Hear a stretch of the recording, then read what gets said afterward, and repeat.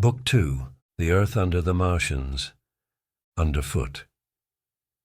In the first book I have wandered so much from my own adventures to tell of the experiences of my brother, that all through the last 2 chapters, I and the curate have been lurking in the empty house at Halliford, whither we fled to escape the black smoke.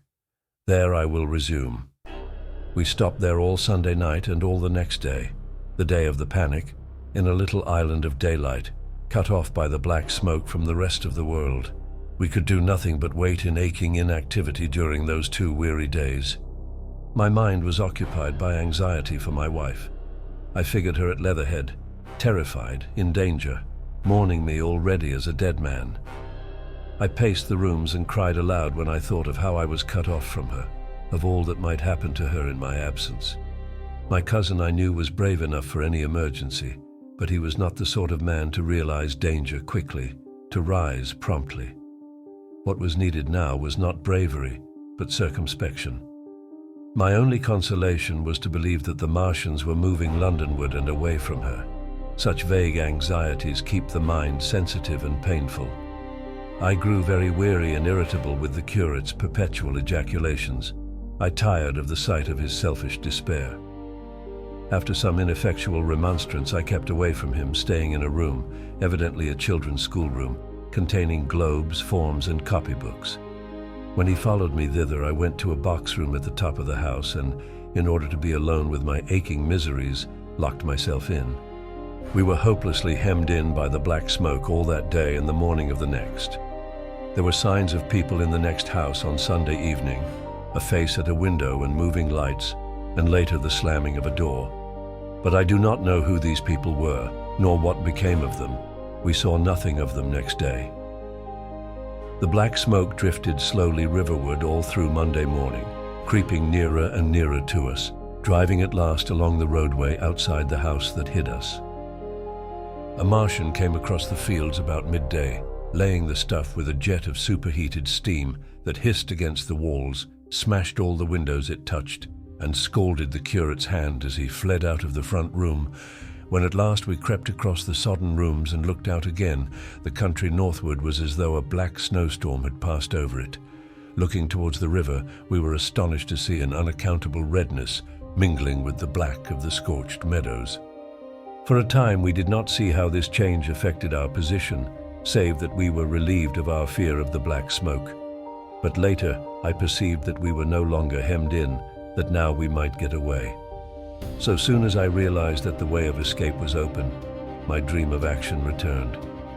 But the curate was lethargic, unreasonable. "We are safe here," he repeated. "Safe here." I resolved to leave him. Would that I had. Wiser now for the artilleryman's teaching, I sought out food and drink. I had found oil and rags for my burns, and I also took a hat and a flannel shirt that I found in one of the bedrooms. When it was clear to him that I meant to go alone, had reconciled myself to going alone, he suddenly roused himself to come. And all being quiet throughout the afternoon, we started about 5 o'clock, as I should judge, along the blackened road to Sunbury.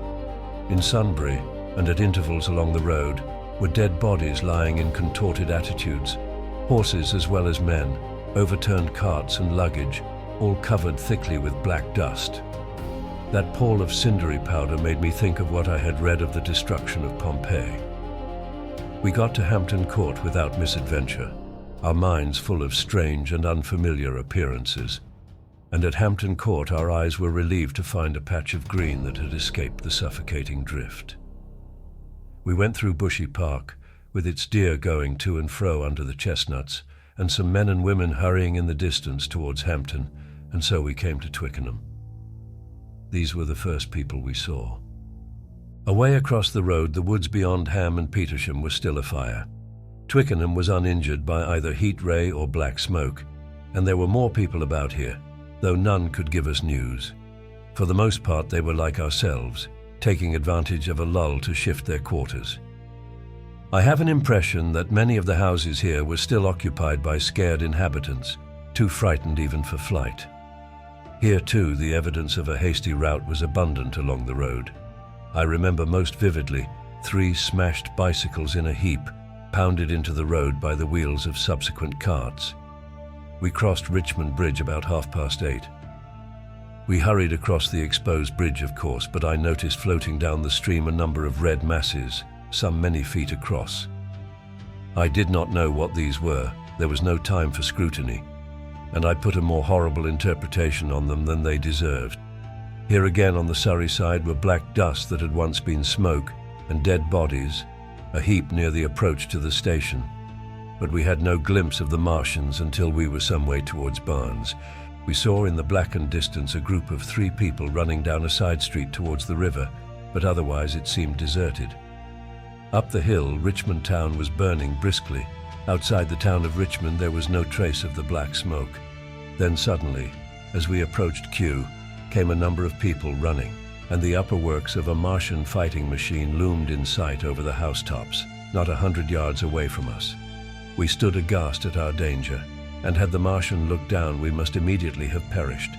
We were so terrified that we dared not go on, but turned aside and hid in a shed in a garden. There the curate crouched, weeping silently, and refusing to stir again. But my fixed idea of reaching Leatherhead would not let me rest, and in the twilight I ventured out again. I went through a shrubbery and along a passage beside a big house standing in its own grounds, and so emerged upon the road towards Kew. The curate I left in the shed, but he came hurrying after me. That second start was the most foolhardy thing I ever did, for it was manifest the Martians were about us. No sooner had the curate overtaken me than we saw either the fighting machine we had seen before or another, far away across the meadows in the direction of Kew Lodge. 4 or 5 little black figures hurried before it across the green-grey of the field, and in a moment it was evident this Martian pursued them. In 3 strides he was among them, and they ran radiating from his feet in all directions. He used no heat ray to destroy them, but picked them up one by one. Apparently he tossed them into the great metallic carrier which projected behind him, much as a workman's basket hangs over his shoulder. It was the first time I realized that the Martians might have any other purpose than destruction with defeated humanity.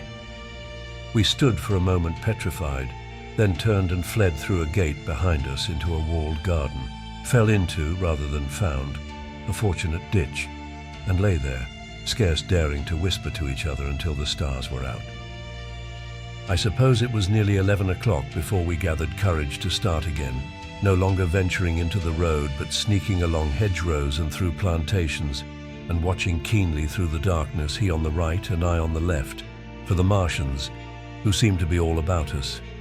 In one place we blundered upon a scorched and blackened area, now cooling and ashen, and a number of scattered dead bodies of men, burned horribly about the heads and trunks but with their legs and boots mostly intact, and of dead horses, 50 feet perhaps, behind a line of 4 ripped guns and smashed gun carriages. Sheen, it seemed, had escaped destruction, but the place was silent and deserted. Here we happened on no dead, though the night was too dark for us to see into the side roads of the place. In Sheen, my companion suddenly complained of faintness and thirst, and we decided to try one of the houses. The first house we entered, after a little difficulty with the window, was a small semi-detached villa, and I found nothing eatable left in the place but some mouldy cheese. There was, however, water to drink, and I took a hatchet, which promised to be useful in our next housebreaking. We then crossed to a place where the road turns towards Mortlake. Here there stood a white house within a walled garden, and in the pantry of this domicile we found a store of food, 2 loaves of bread in a pan, an uncooked steak, and the half of a ham. I give this catalogue so precisely because, as it happened, we were destined to subsist upon this store for the next fortnight. Bottled beer stood under a shelf, and there were 2 bags of haricot beans and some limp lettuces. This pantry opened into a kind of wash-up kitchen, and in this was firewood. There was also a cupboard, in which we found nearly a dozen of Burgundy tinned soups and salmon, and 2 tins of biscuits. We sat in the adjacent kitchen in the dark, for we dared not strike a light, and ate bread and ham, and drank beer out of the same bottle. The curate, who was still timorous and restless, was now, oddly enough, for pushing on, and I was urging him to keep up his strength by eating when the thing happened that was to imprison us. "It can't be midnight yet," I said, and then came a blinding glare of vivid green light. Everything in the kitchen leaped out, clearly visible in green and black, and vanished again. And then followed such a concussion as I have never heard before or since. So close on the heels of this as to seem instantaneous came a thud behind me, a clash of glass, a crash and rattle of falling masonry all about us, and the plaster of the ceiling came down upon us, smashing into a multitude of fragments upon our heads. I was knocked headlong across the floor against the oven handle and stunned. I was insensible for a long time, the curate told me. And when I came to, we were in darkness again, and he, with a face wet, as I found afterwards, with blood from a cut forehead, was dabbing water over me. For some time I could not recollect what had happened. Then things came to me slowly. A bruise on my temple asserted itself. "Are you better?" asked the curate in a whisper. At last I answered him. I sat up. "Don't move," he said. "The floor is covered with smashed crockery from the dresser. You can't possibly move without making a noise, and I fancy they are outside." We both sat quite silent so that we could scarcely hear each other breathing. Everything seemed deadly still, but once something near us, some plaster or broken brickwork, slid down with a rumbling sound. Outside and very near was an intermittent metallic rattle. "That," said the curate when presently it happened again. "Yes," I said. "But what is it?" "A Martian," said the curate. I listened again. "It was not like the heat ray," I said, and for a time I was inclined to think one of the great fighting machines had stumbled against the house, as I had seen one stumble against the tower of Shepperton Church. Our situation was so strange and incomprehensible that for 3 or 4 hours until the dawn came, we scarcely moved. And then the light filtered in, not through the window, which remained black, but through a triangular aperture between a beam and a heap of broken bricks in the wall behind us. The interior of the kitchen we now saw greyly for the first time. The window had been burst in by a mass of garden mould, which flowed over the table upon which we had been sitting and lay about our feet. Outside, the soil was banked high against the house. At the top of the window frame we could see an uprooted drain pipe. The floor was littered with smashed hardware. The end of the kitchen towards the house was broken into, and since the daylight shone in there, it was evident the greater part of the house had collapsed. Contrasting vividly with this ruin was the neat dresser, stained in the fashion, pale green, and with a number of copper and tin vessels below it, the wallpaper imitating blue and white tiles, and a couple of colored supplements fluttering from the walls above the kitchen range. As the dawn grew clearer, we saw through the gap in the wall the body of a Martian, standing sentinel, I suppose, over the still glowing cylinder. At the sight of that, we crawled as circumspectly as possible out of the twilight of the kitchen into the darkness of the scullery. Abruptly, the right interpretation dawned upon my mind. "The 5th cylinder," I whispered, "the 5th shot from Mars, has struck this house and buried us under the ruins." For a time the curate was silent, and then he whispered, "God have mercy upon us." I heard him presently whimpering to himself. Save for that sound, we lay quite still in the scullery. I, for my part, scarce dared breathe, and sat with my eyes fixed on the faint light of the kitchen door. I could just see the curate's face, a dim oval shape, and his collar and cuffs. Outside there began a metallic hammering, then a violent hooting, and then again, after a quiet interval, a hissing like the hissing of an engine. These noises, for the most part problematical, continued intermittently, and seemed, if anything, to increase in number as time wore on. Presently a measured thudding and a vibration that made everything about us quiver, and the vessels in the pantry ring and shift, began and continued. Once the light was eclipsed and the ghostly kitchen doorway became absolutely dark. For many hours we must have crouched there, silent and shivering, until our tired attention failed. At last I found myself awake and very hungry. I'm inclined to believe we must have spent the greater portion of a day before that awakening. My hunger was at a stride so insistent that it moved me to action. I told the curate I was going to seek food and felt my way towards the pantry. He made me no answer, but so soon as I began eating, the faint noise I made stirred him up, and I heard him crawling after me. What we saw from the ruined house. After eating, we crept back to the scullery. and there I must have dozed again, for when presently I looked round I was alone. The thudding vibration continued with wearisome persistence. I whispered for the curate several times, and at last felt my way to the door of the kitchen. It was still daylight, and I perceived him across the room, lying against the triangular hole that looked out upon the Martians. His shoulders were hunched, so that his head was hidden from me. I could hear a number of noises, almost like those in an engine shed, and the place rocked with that beating thud. Through the aperture in the wall, I could see the top of a tree touched with gold and the warm blue of a tranquil evening sky. For a minute or so I remained watching the curate, and then I advanced, crouching and stepping with extreme care amid the broken crockery that littered the floor. I touched the curate's leg, and he started so violently that a mass of plaster went sliding down outside and fell with a loud impact. I gripped his arm, fearing he might cry out, and for a long time we crouched motionless.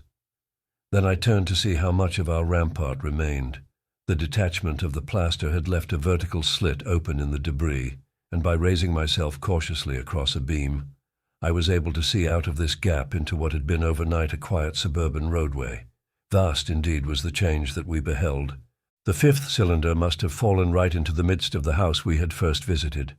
The building had vanished, completely smashed, pulverized, and dispersed by the blow.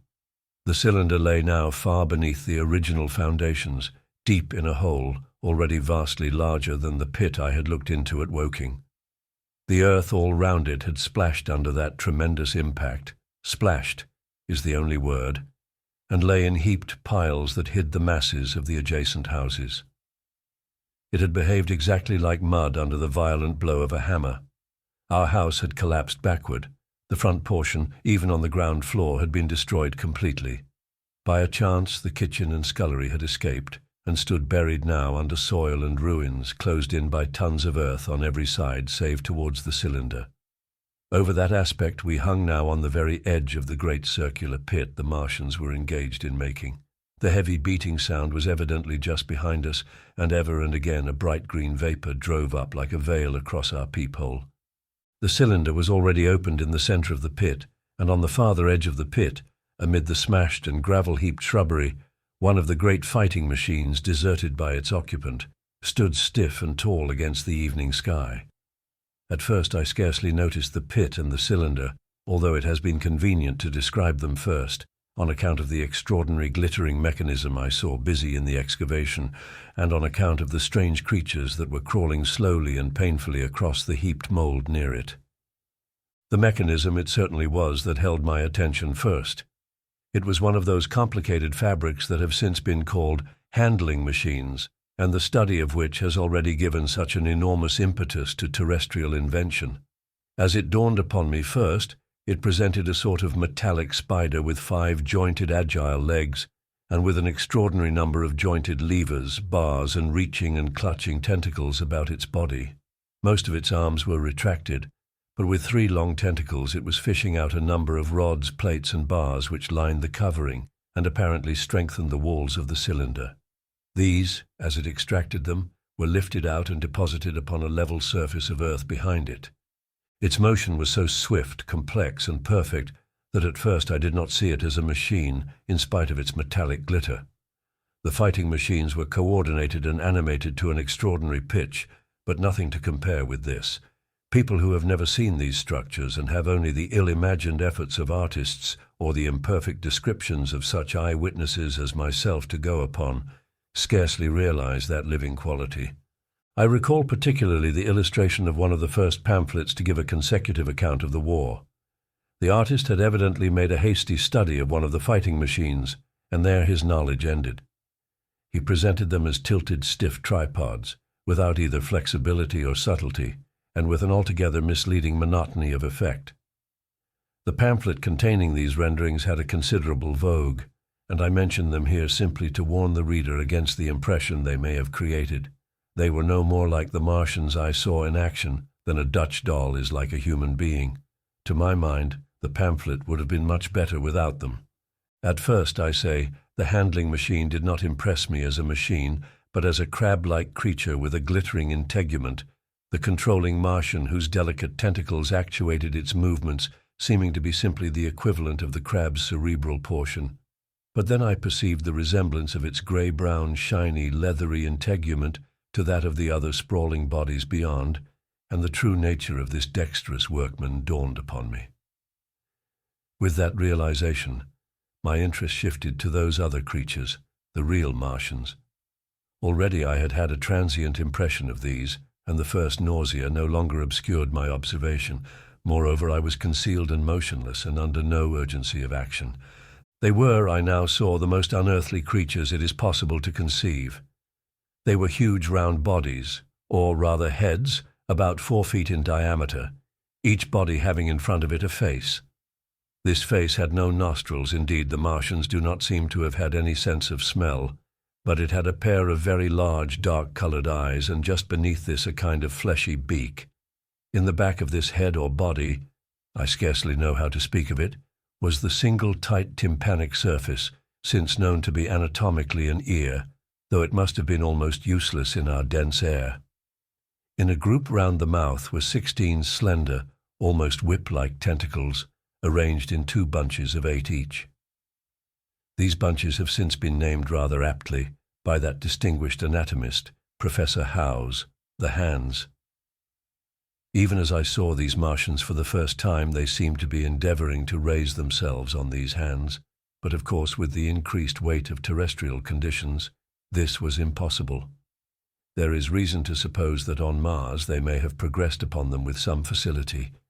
The internal anatomy, I may remark here, as dissection has since shown, was almost equally simple.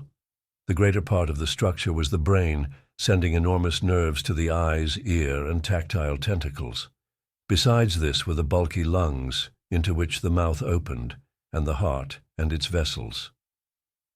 The pulmonary distress caused by the denser atmosphere and greater gravitational attraction was only too evident in the convulsive movements of the outer skin. And this was the sum of the Martian organs. Strange as it may seem to a human being, all the complex apparatus of digestion, which makes up the bulk of our bodies, did not exist in the Martians. They were heads, merely heads. Entrails they had none. They did not eat, much less digest. Instead, they took the fresh living blood of other creatures and injected it into their own veins.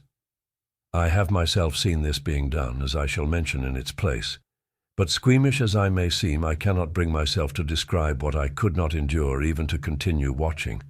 Let it suffice to say, blood obtained from a still living animal, in most cases from a human being, was run directly by means of a little pipette into the recipient canal.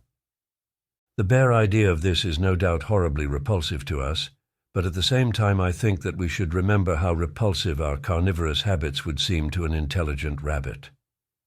The physiological advantages of the practice of injection are undeniable, if one thinks of the tremendous waste of human time and energy occasioned by eating and the digestive process. Our bodies are half made up of glands and tubes and organs, occupied in turning heterogeneous food into blood. The digestive processes and their reaction upon the nervous system sap our strength and color our minds. Men go happy or miserable as they have healthy or unhealthy livers, or sound gastric glands. But the Martians were lifted above all these organic fluctuations of mood and emotion. Their undeniable preference for men as their source of nourishment is partly explained by the nature of the remains of the victims they had brought with them as provisions from Mars. These creatures, to judge from the shriveled remains that have fallen into human hands, were bipeds with flimsy, siliceous skeletons, almost like those of the siliceous sponges, and feeble musculature, standing about 6 feet high and having round, erect heads and large eyes in flinty sockets. 2 or 3 of these seemed to have been brought in each cylinder, and all were killed before Earth was reached. It was just as well for them, for the mere attempt to stand upright upon our planet would have broken every bone in their bodies. And while I am engaged in this description, I may add in this place certain further details which, although they were not all evident to us at the time, will enable the reader who is unacquainted with them to form a clearer picture of these offensive creatures. In 3 other points their physiology differed strangely from ours. Their organisms did not sleep any more than the heart of man sleeps. Since they had no extensive muscular mechanism to recuperate, That periodical extinction was unknown to them. They had little or no sense of fatigue, it would seem. On Earth they could never have moved without effort, yet even to the last they kept in action. In 24 hours they did 24 hours of work, as even on Earth is perhaps the case with the ants. In the next place, wonderful as it seems in a sexual world, the Martians were absolutely without sex, and therefore without any of the tumultuous emotions that arise from that difference among men. A young Martian, there can now be no dispute, was really born upon Earth during the war, and it was found attached to its parent, partially budded off, just as young lily bulbs bud off, or like the young animals in the freshwater polyp. In man, in all the higher terrestrial animals, such a method of increase has disappeared, but even on this earth it was certainly the primitive method. Among the lower animals, up even to those first cousins of the vertebrated animals, the tunicates, the two processes occur side by side, but finally the sexual method superseded its competitor altogether. On Mars, however, just the reverse has apparently been the case. It is worthy of remark that a certain speculative writer of quasi-scientific repute, writing long before the Martian invasion, did forecast for man a final structure not unlike the actual Martian condition. His prophecy, I remember, appeared in November or December 1893 in a long-defunct publication, the Pall Mall Budget, and I recall a caricature of it in a pre-Martian periodical called Punch. He pointed out, writing in a foolish, facetious tone, that the perfection of mechanical appliances must ultimately supersede limbs, the perfection of chemical devices, digestion, that such organs as hair, external nose, teeth, ears, and chin were no longer essential parts of the human being, and that the tendency of natural selection would lie in the direction of their steady diminution through the coming ages. The brain alone remained a cardinal necessity. Only one other part of the body had a strong case for survival, and that was the hand, teacher and agent of the brain. While the rest of the body dwindled, the hands would grow larger. There is many a true word written in jest, and here in the Martians we have beyond dispute the actual accomplishment of such a suppression of the animal side of the organism by the intelligence. To me it is quite credible that the Martians may be descended from beings not unlike ourselves, by a gradual development of brain and hands, the latter giving rise to the two bunches of delicate tentacles at last, at the expense of the rest of the body.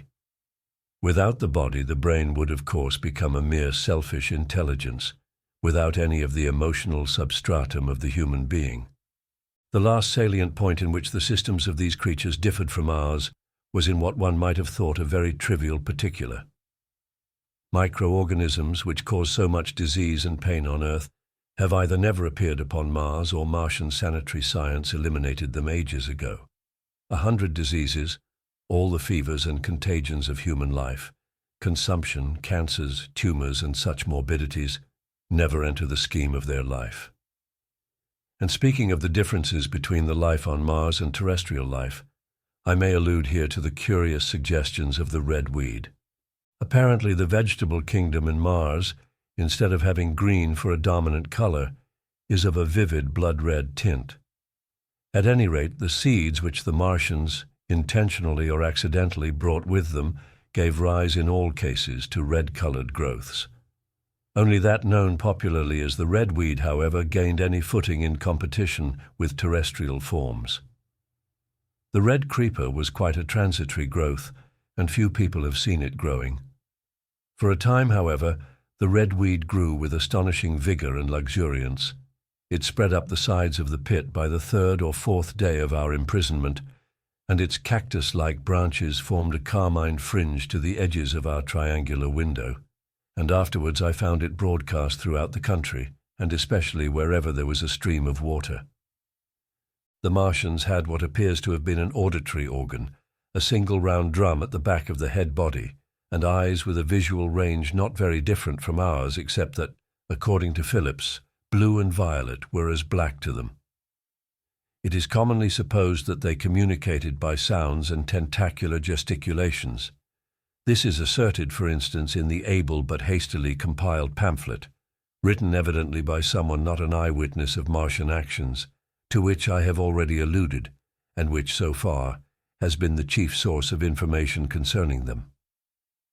Now, no surviving human being saw so much of the Martians in action as I did.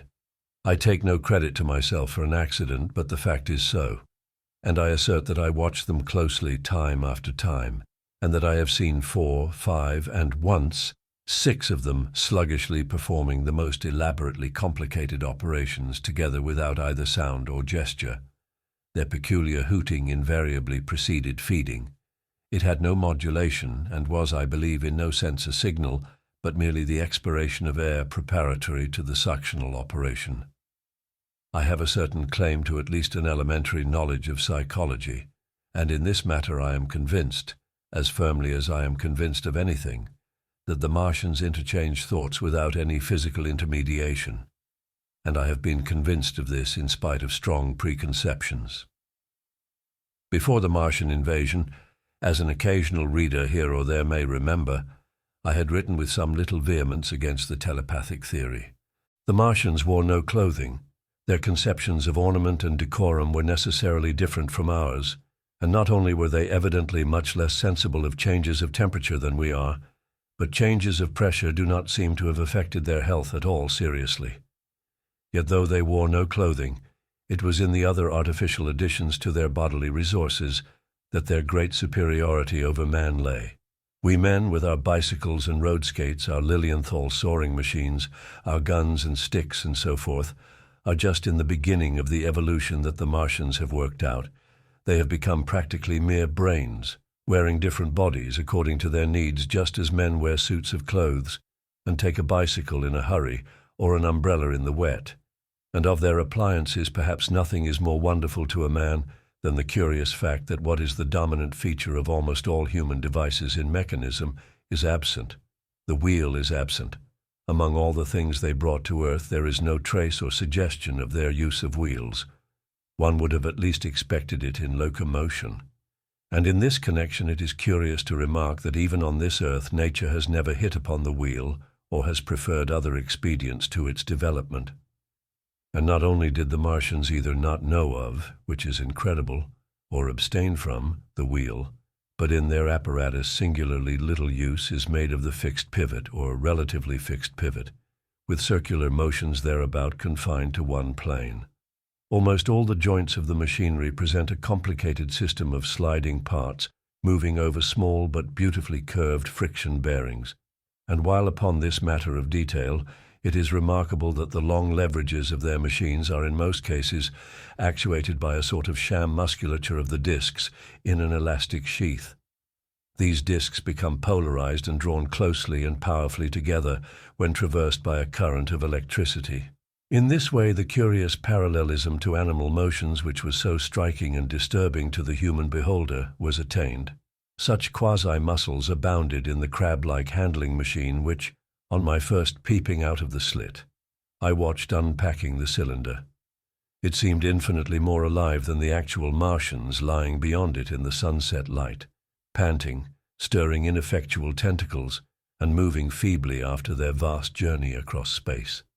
While I was still watching their sluggish motions in the sunlight and noting each strange detail of their form, the curate reminded me of his presence by pulling violently at my arm. I turned to a scowling face and silent, eloquent lips. He wanted the slit, which permitted only one of us to peep through, and so I had to forgo watching them for a time while he enjoyed that privilege. When I looked again, the busy handling machine had already put together several of the pieces of apparatus it had taken out of the cylinder into a shape having an unmistakable likeness to its own, and down on the left a busy little digging mechanism had come into view, emitting jets of green vapor and working its way round the pit, excavating and embanking in a methodical and discriminating manner. This it was which had caused the regular beating noise and the rhythmic shocks that had kept our ruinous refuge quivering. It piped and whistled as it worked.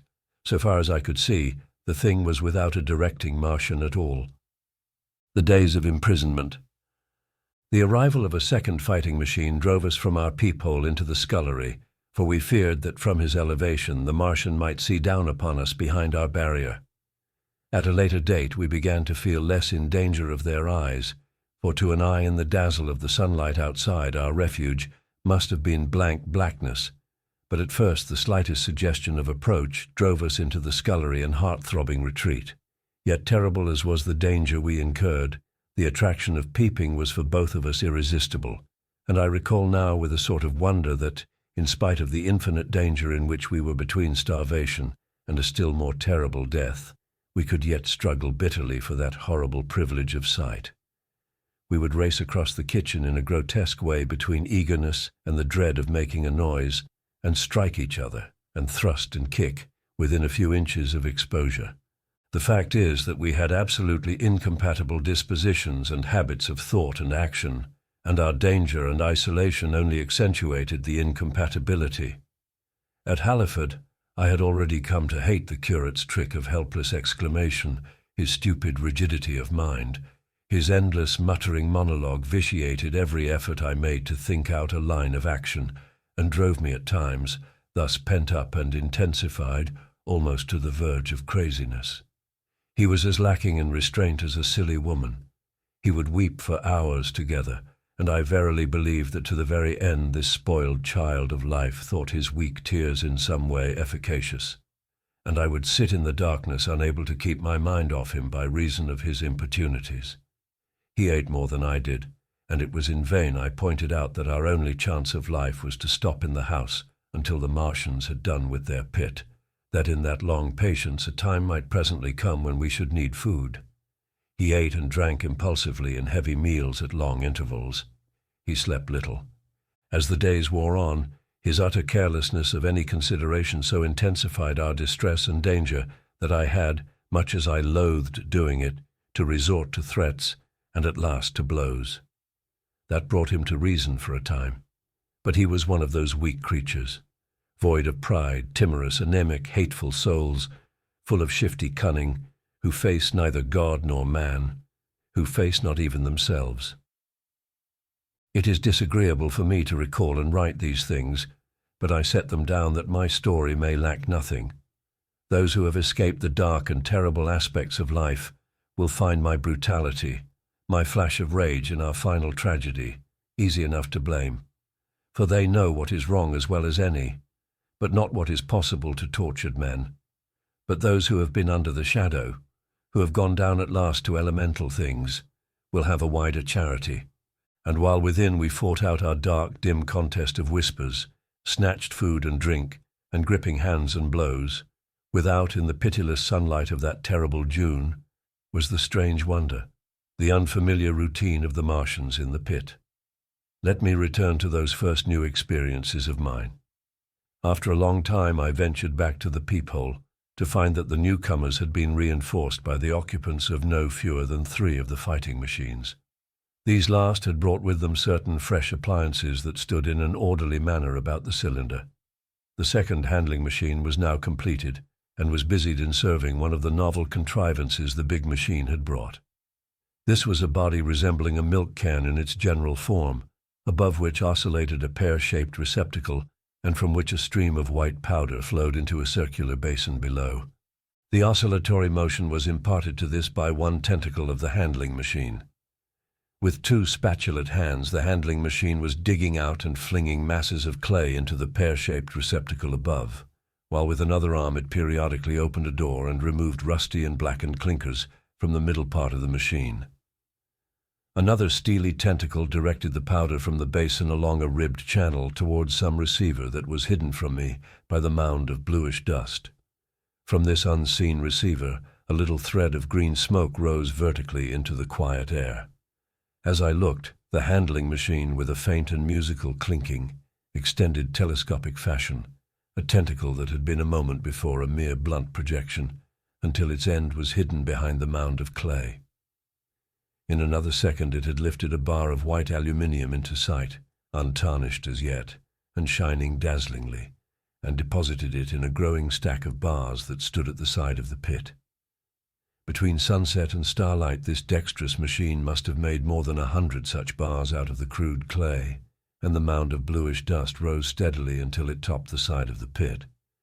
The contrast between the swift and complex movements of these contrivances and the inert, panting clumsiness of their masters was acute, and for days I had to tell myself repeatedly that these latter were indeed the living of the two things. The curate had possession of the slit when the first men were brought to the pit. I was sitting below, huddled up, listening with all my ears. He made a sudden movement backward, and I, fearful that we were observed, crouched in a spasm of terror. He came sliding down the rubbish and crept beside me in the darkness, inarticulate, gesticulating, and for a moment I shared his panic. His gesture suggested a resignation of the slit, and after a little while my curiosity gave me courage, and I rose up, stepped across him, and clambered up to it. At first I could see no reason for his frantic behavior. The twilight had now come. The stars were little and faint, but the pit was illuminated by the flickering green fire that came from the aluminium making. The whole picture was a flickering scheme of green gleams and shifting rusty black shadows, strangely trying to the eyes. Over and through it all went the bats, heeding it not at all. The sprawling Martians were no longer to be seen. The mound of blue-green powder had risen to cover them from sight, and a fighting machine with its legs contracted, crumpled and abbreviated stood across the corner of the pit. And then, amid the clangor of the machinery, came a drifting suspicion of human voices that I entertained at first only to dismiss. I crouched, watching this fighting machine closely, satisfying myself now for the first time that the hood did indeed contain a Martian.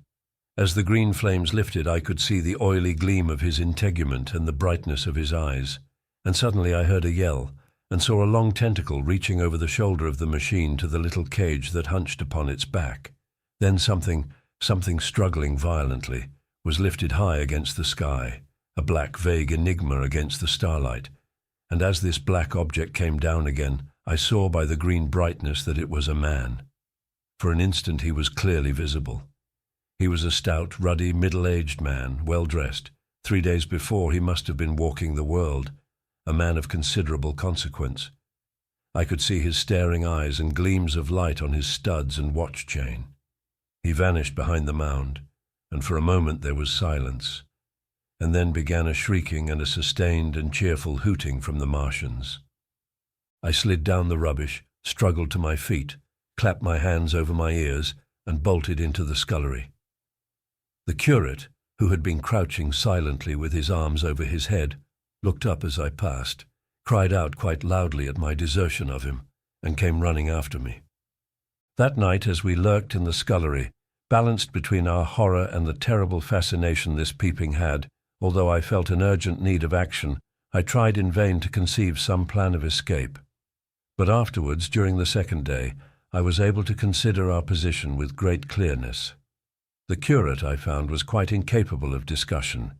This new and culminating atrocity had robbed him of all vestiges of reason or forethought. Practically, he had already sunk to the level of an animal. But as the saying goes, I gripped myself with both hands.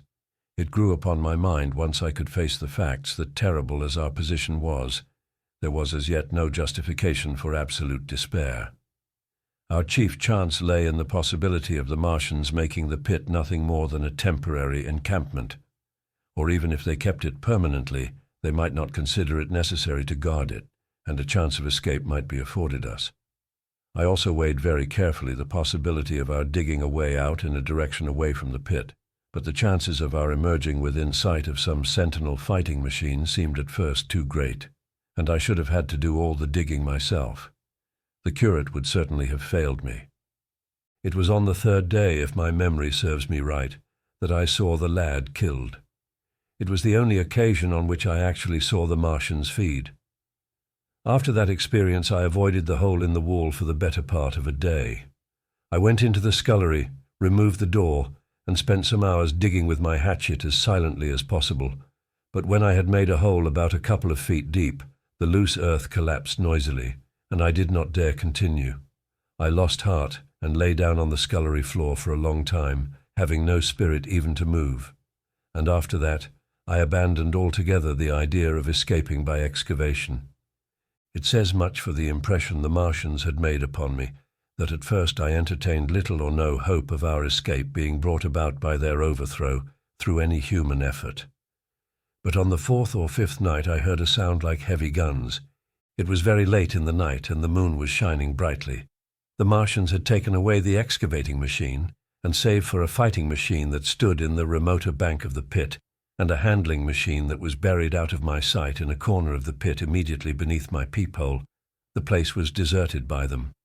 Except for the pale glow from the handling machine and the bars and patches of white moonlight, the pit was in darkness, and except for the clinking of the handling machine, quite still. That night was a beautiful serenity. Save for one planet, the moon seemed to have the sky to herself.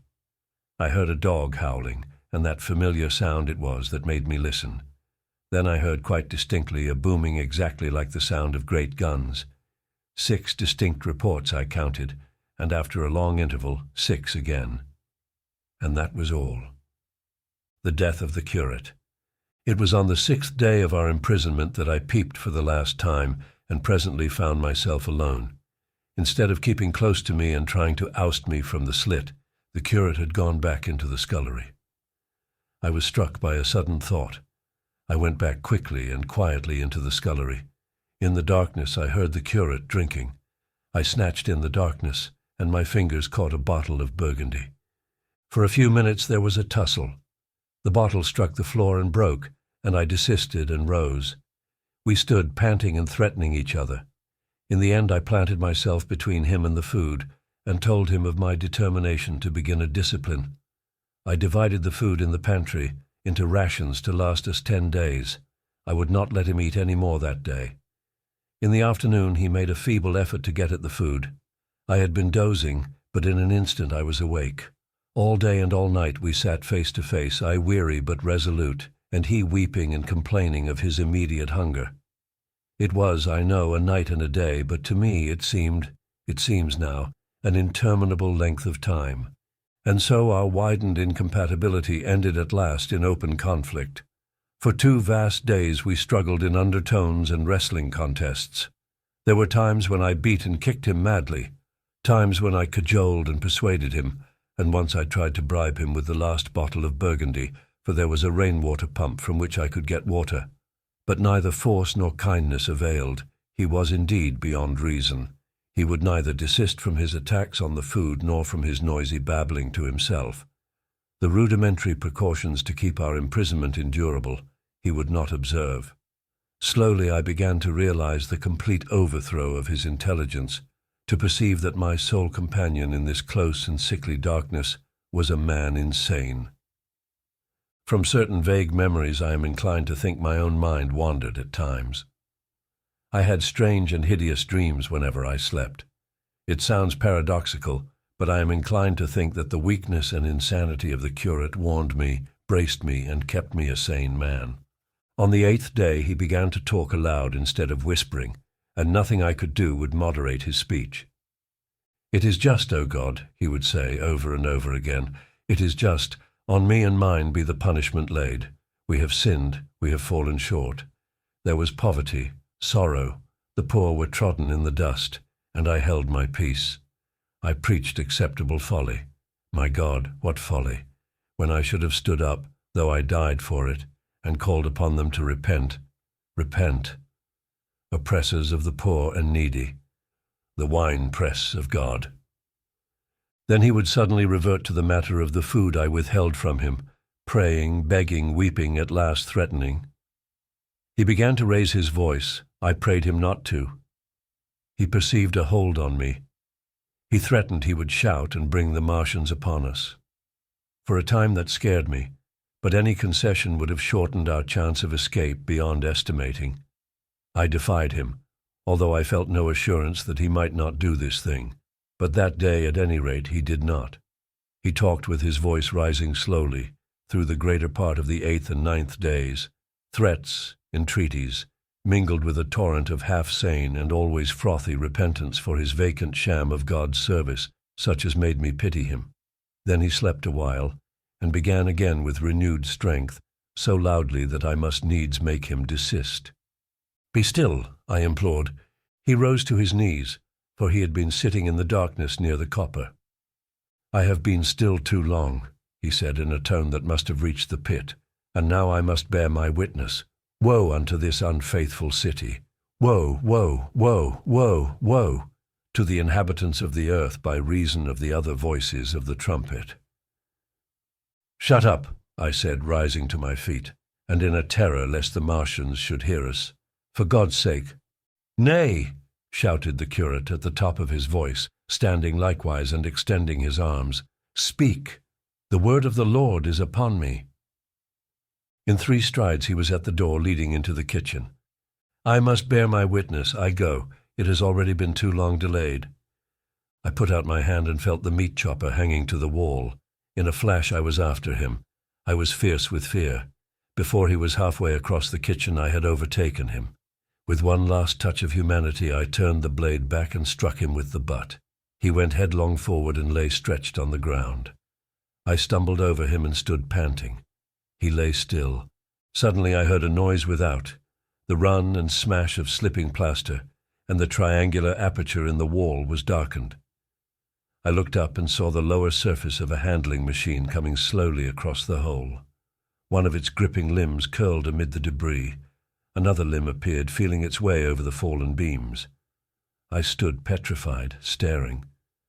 Then I saw through a sort of glass plate near the edge of the body, the face, as we may call it, and the large dark eyes of a Martian peering, and then a long metallic snake of tentacle came feeling slowly through the hole. I turned by an effort, stumbled over the curate, and stopped at the scullery door. The tentacle was now some way, 2 yards or more, in the room, and twisting and turning with queer sudden movements this way and that. For a while I stood fascinated by that slow, fitful advance. Then with a faint, hoarse cry, I forced myself across the scullery. I trembled violently. I could scarcely stand upright. I opened the door of the coal cellar and stood there in the darkness, staring at the faintly lit doorway into the kitchen and listening. Had the Martian seen me? What was it doing now? Something was moving to and fro there very quietly. Every now and then it tapped against the wall or started on its movements with a faint metallic ringing, like the movements of keys on a split ring. Then a heavy body, I knew too well what, was dragged across the floor of the kitchen towards the opening. Irresistibly attracted, I crept to the door and peeped into the kitchen. In the triangle of bright outer sunlight I saw the Martian, in its briareus of a handling machine, scrutinizing the curate's head. I thought at once that it would infer my presence from the mark of the blow I had given him. I crept back to the coal cellar, shut the door, and began to cover myself up as much as I could, and as noiselessly as possible in the darkness, among the firewood and coal therein. Every now and then I paused, rigid, to hear if the Martian had thrust its tentacles through the opening again. Then the faint metallic jingle returned. I traced it slowly, feeling over the kitchen. Presently I heard it nearer, in the scullery as I judged. I thought that its length might be insufficient to reach me. I prayed copiously. It passed, scraping faintly across the cellar door. An age of almost intolerable suspense intervened. Then I heard it fumbling at the latch. It had found the door. The Martians understood doors. It worried at the catch for a minute, perhaps, and then the door opened. In the darkness I could just see the thing, like an elephant's trunk more than anything else, waving towards me and touching and examining the wall, coals, wood, and ceiling. It was like a black worm swaying its blind head to and fro. Once even it touched the heel of my boot. I was on the verge of screaming. I bit my hand. For a time the tentacle was silent. I could have fancied it had been withdrawn. Presently, with an abrupt click, it gripped something. I thought it had me, and seemed to go out of the cellar again. For a minute I was not sure. Apparently it had taken a lump of coal to examine. I seized the opportunity of slightly shifting my position, which had become cramped, and then listened. I whispered passionate prayers for safety. Then I heard the slow, deliberate sound creeping towards me again. Slowly, slowly it drew near, scratching against the walls and tapping the furniture. While I was still doubtful, it rapped smartly against the cellar door and closed it. I heard it go into the pantry, and the biscuit tins rattled and a bottle smashed, and then came a heavy bump against the cellar door. Then silence that passed into an infinity of suspense. Had it gone? At last I decided that it had. It came into the scullery no more. But I lay all the 10th day in the close darkness, buried among coals and firewood, not daring even to crawl out for the drink for which I craved. It was the 11th day before I ventured so far from my security. The stillness. My first act before I went into the pantry was to fasten the door between the kitchen and the scullery. But the pantry was empty. Every scrap of food had gone. Apparently the Martian had taken it all on the previous day. At that discovery I despaired for the first time. I took no food or no drink either on the 11th or the 12th day. At first my mouth and throat were parched and my strength ebbed sensibly. I sat about in the darkness of the scullery, in a state of despondent wretchedness. My mind ran on eating. I thought I had become deaf, for the noises of movement I had been accustomed to hear from the pit had ceased absolutely. I did not feel strong enough to crawl noiselessly to the peephole, or I would have gone there. On the 12th day my throat was so painful that, taking the chance of alarming the Martians, I attacked the creaking rainwater pump that stood by the sink and got a couple of glassfuls of blackened and tainted rainwater. I was greatly refreshed by this and emboldened by the fact that no inquiring tentacle followed the noise of my pumping. During these days, in a rambling, inconclusive way, I thought much of the curate and of the manner of his death. On the 13th day I drank some more water and dozed and thought disjointedly of eating and of vague, impossible plans of escape. Whenever I dozed I dreamt of horrible phantasms, of the death of the curate, or of sumptuous dinners. But asleep or awake I felt a keen pain that urged me to drink again and again. The light that came into the scullery was no longer grey but red. To my disordered imagination it seemed the colour of blood. On the 14th day I went into the kitchen, and I was surprised to find that the fronds of the red weed had grown right across the hole in the wall, turning the half-light of the place into a crimson-coloured obscurity. It was early on the 15th day that I heard a curious, familiar sequence of sounds in the kitchen, and listening, identified it as the snuffing and scratching of a dog. Going into the kitchen, I saw a dog's nose peering in through a break among the ruddy fronds. This greatly surprised me. At the scent of me he barked shortly. I thought if I could induce him to come into the place quietly I should be able perhaps to kill and eat him, and in any case it would be advisable to kill him, lest his actions attracted the attention of the Martians. I crept forward saying, "Good dog," very softly, but he suddenly withdrew his head and disappeared. I listened. I was not deaf, but certainly the pit was still. I heard a sound like the flutter of a bird's wings and a horse croaking. But that was all. For a long while I lay close to the peephole, but not daring to move aside the red plants that obscured it. Once or twice I heard a faint pitter-patter like the feet of the dog going hither and thither on the sand far below me, and there were more bird-like sounds, but that was all. At length, encouraged by the silence, I looked out. Except in the corner, where a multitude of crows hopped and fought over the skeletons of the dead the Martians had consumed, there was not a living thing in the pit. I stared about me, scarcely believing my eyes.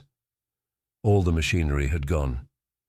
Save for the big mound of greyish-blue powder in one corner, certain bars of aluminium in another, the black birds, and the skeletons of the killed, the place was merely an empty circular pit in the sand. Slowly, I thrust myself out through the red weed and stood upon the mound of rubble. I could see in any direction save behind me to the north, and neither Martians nor sign of Martians were to be seen. The pit dropped sheerly from my feet, but a little way along the rubbish afforded a practicable slope to the summit of the ruins. My chance of escape had come.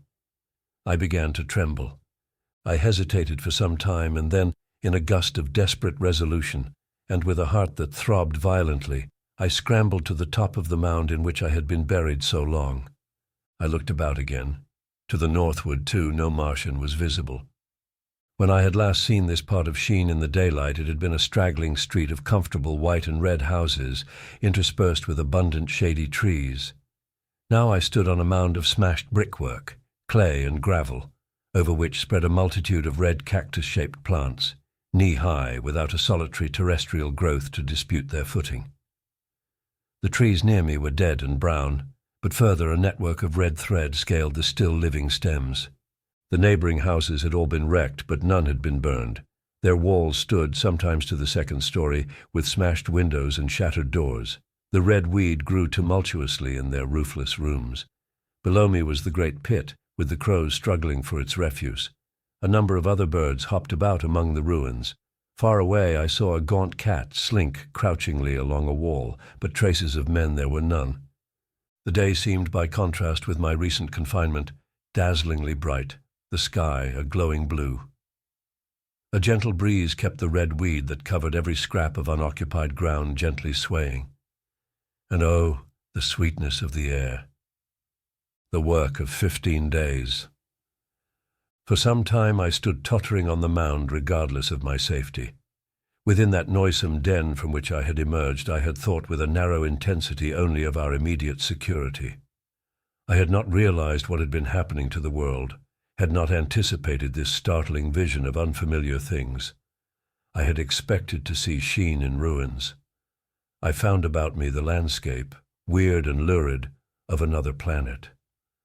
For that moment I touched an emotion beyond the common range of men, yet one that the poor brutes we dominate know only too well.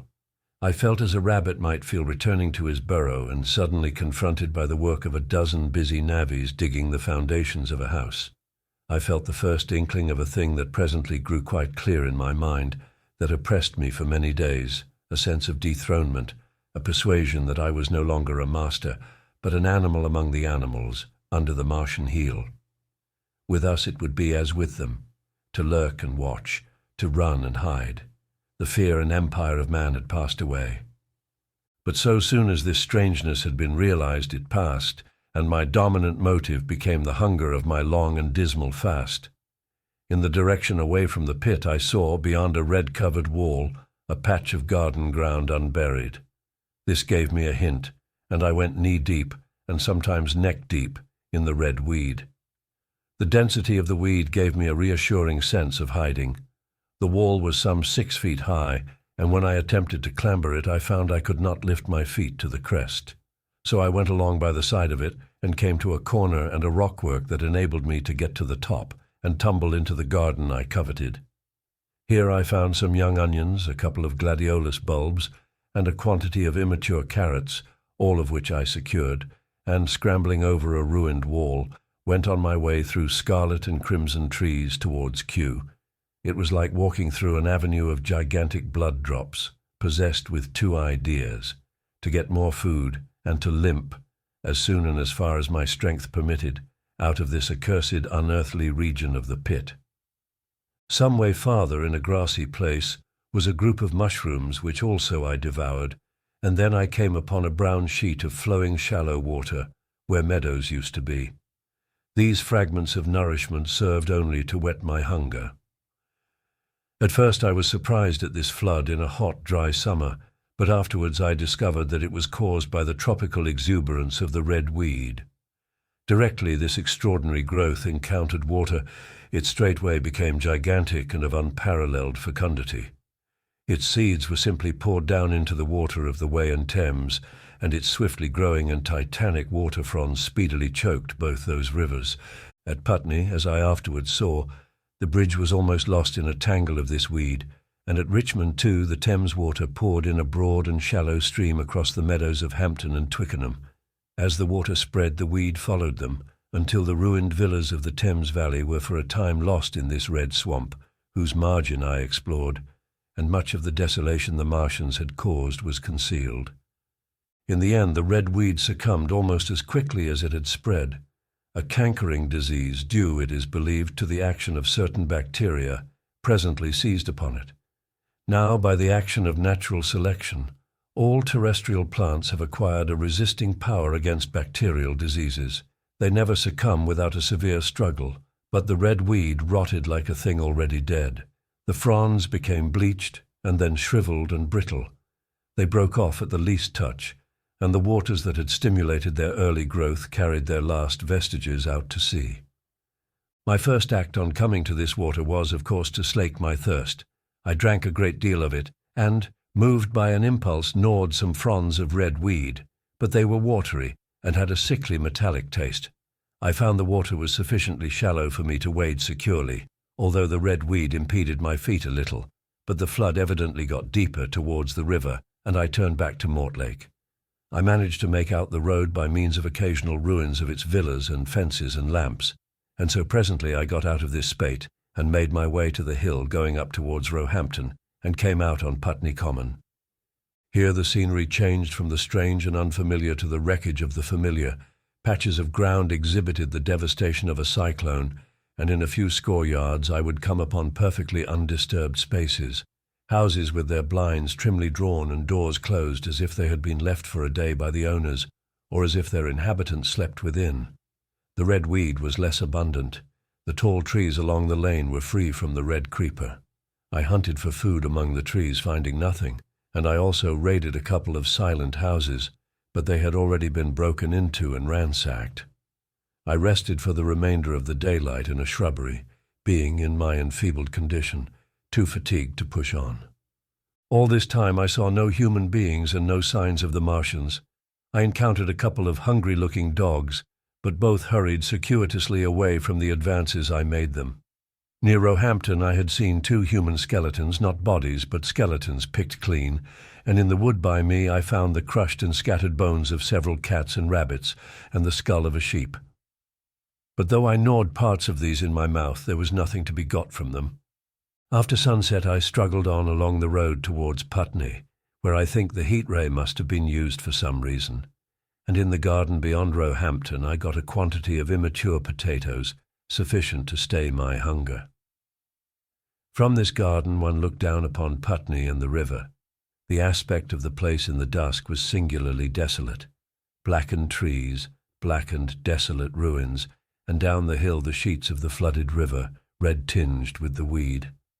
And over all, silence.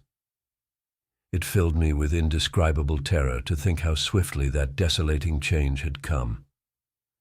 For a time I believed that mankind had been swept out of existence, and that I stood there alone, the last man left alive.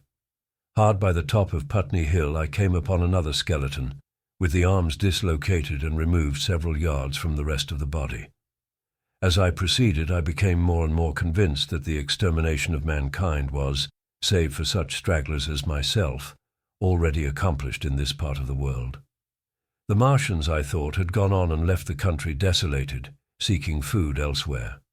Perhaps even now they were destroying Berlin or Paris, or it might be they had gone northward. The man on Putney Hill.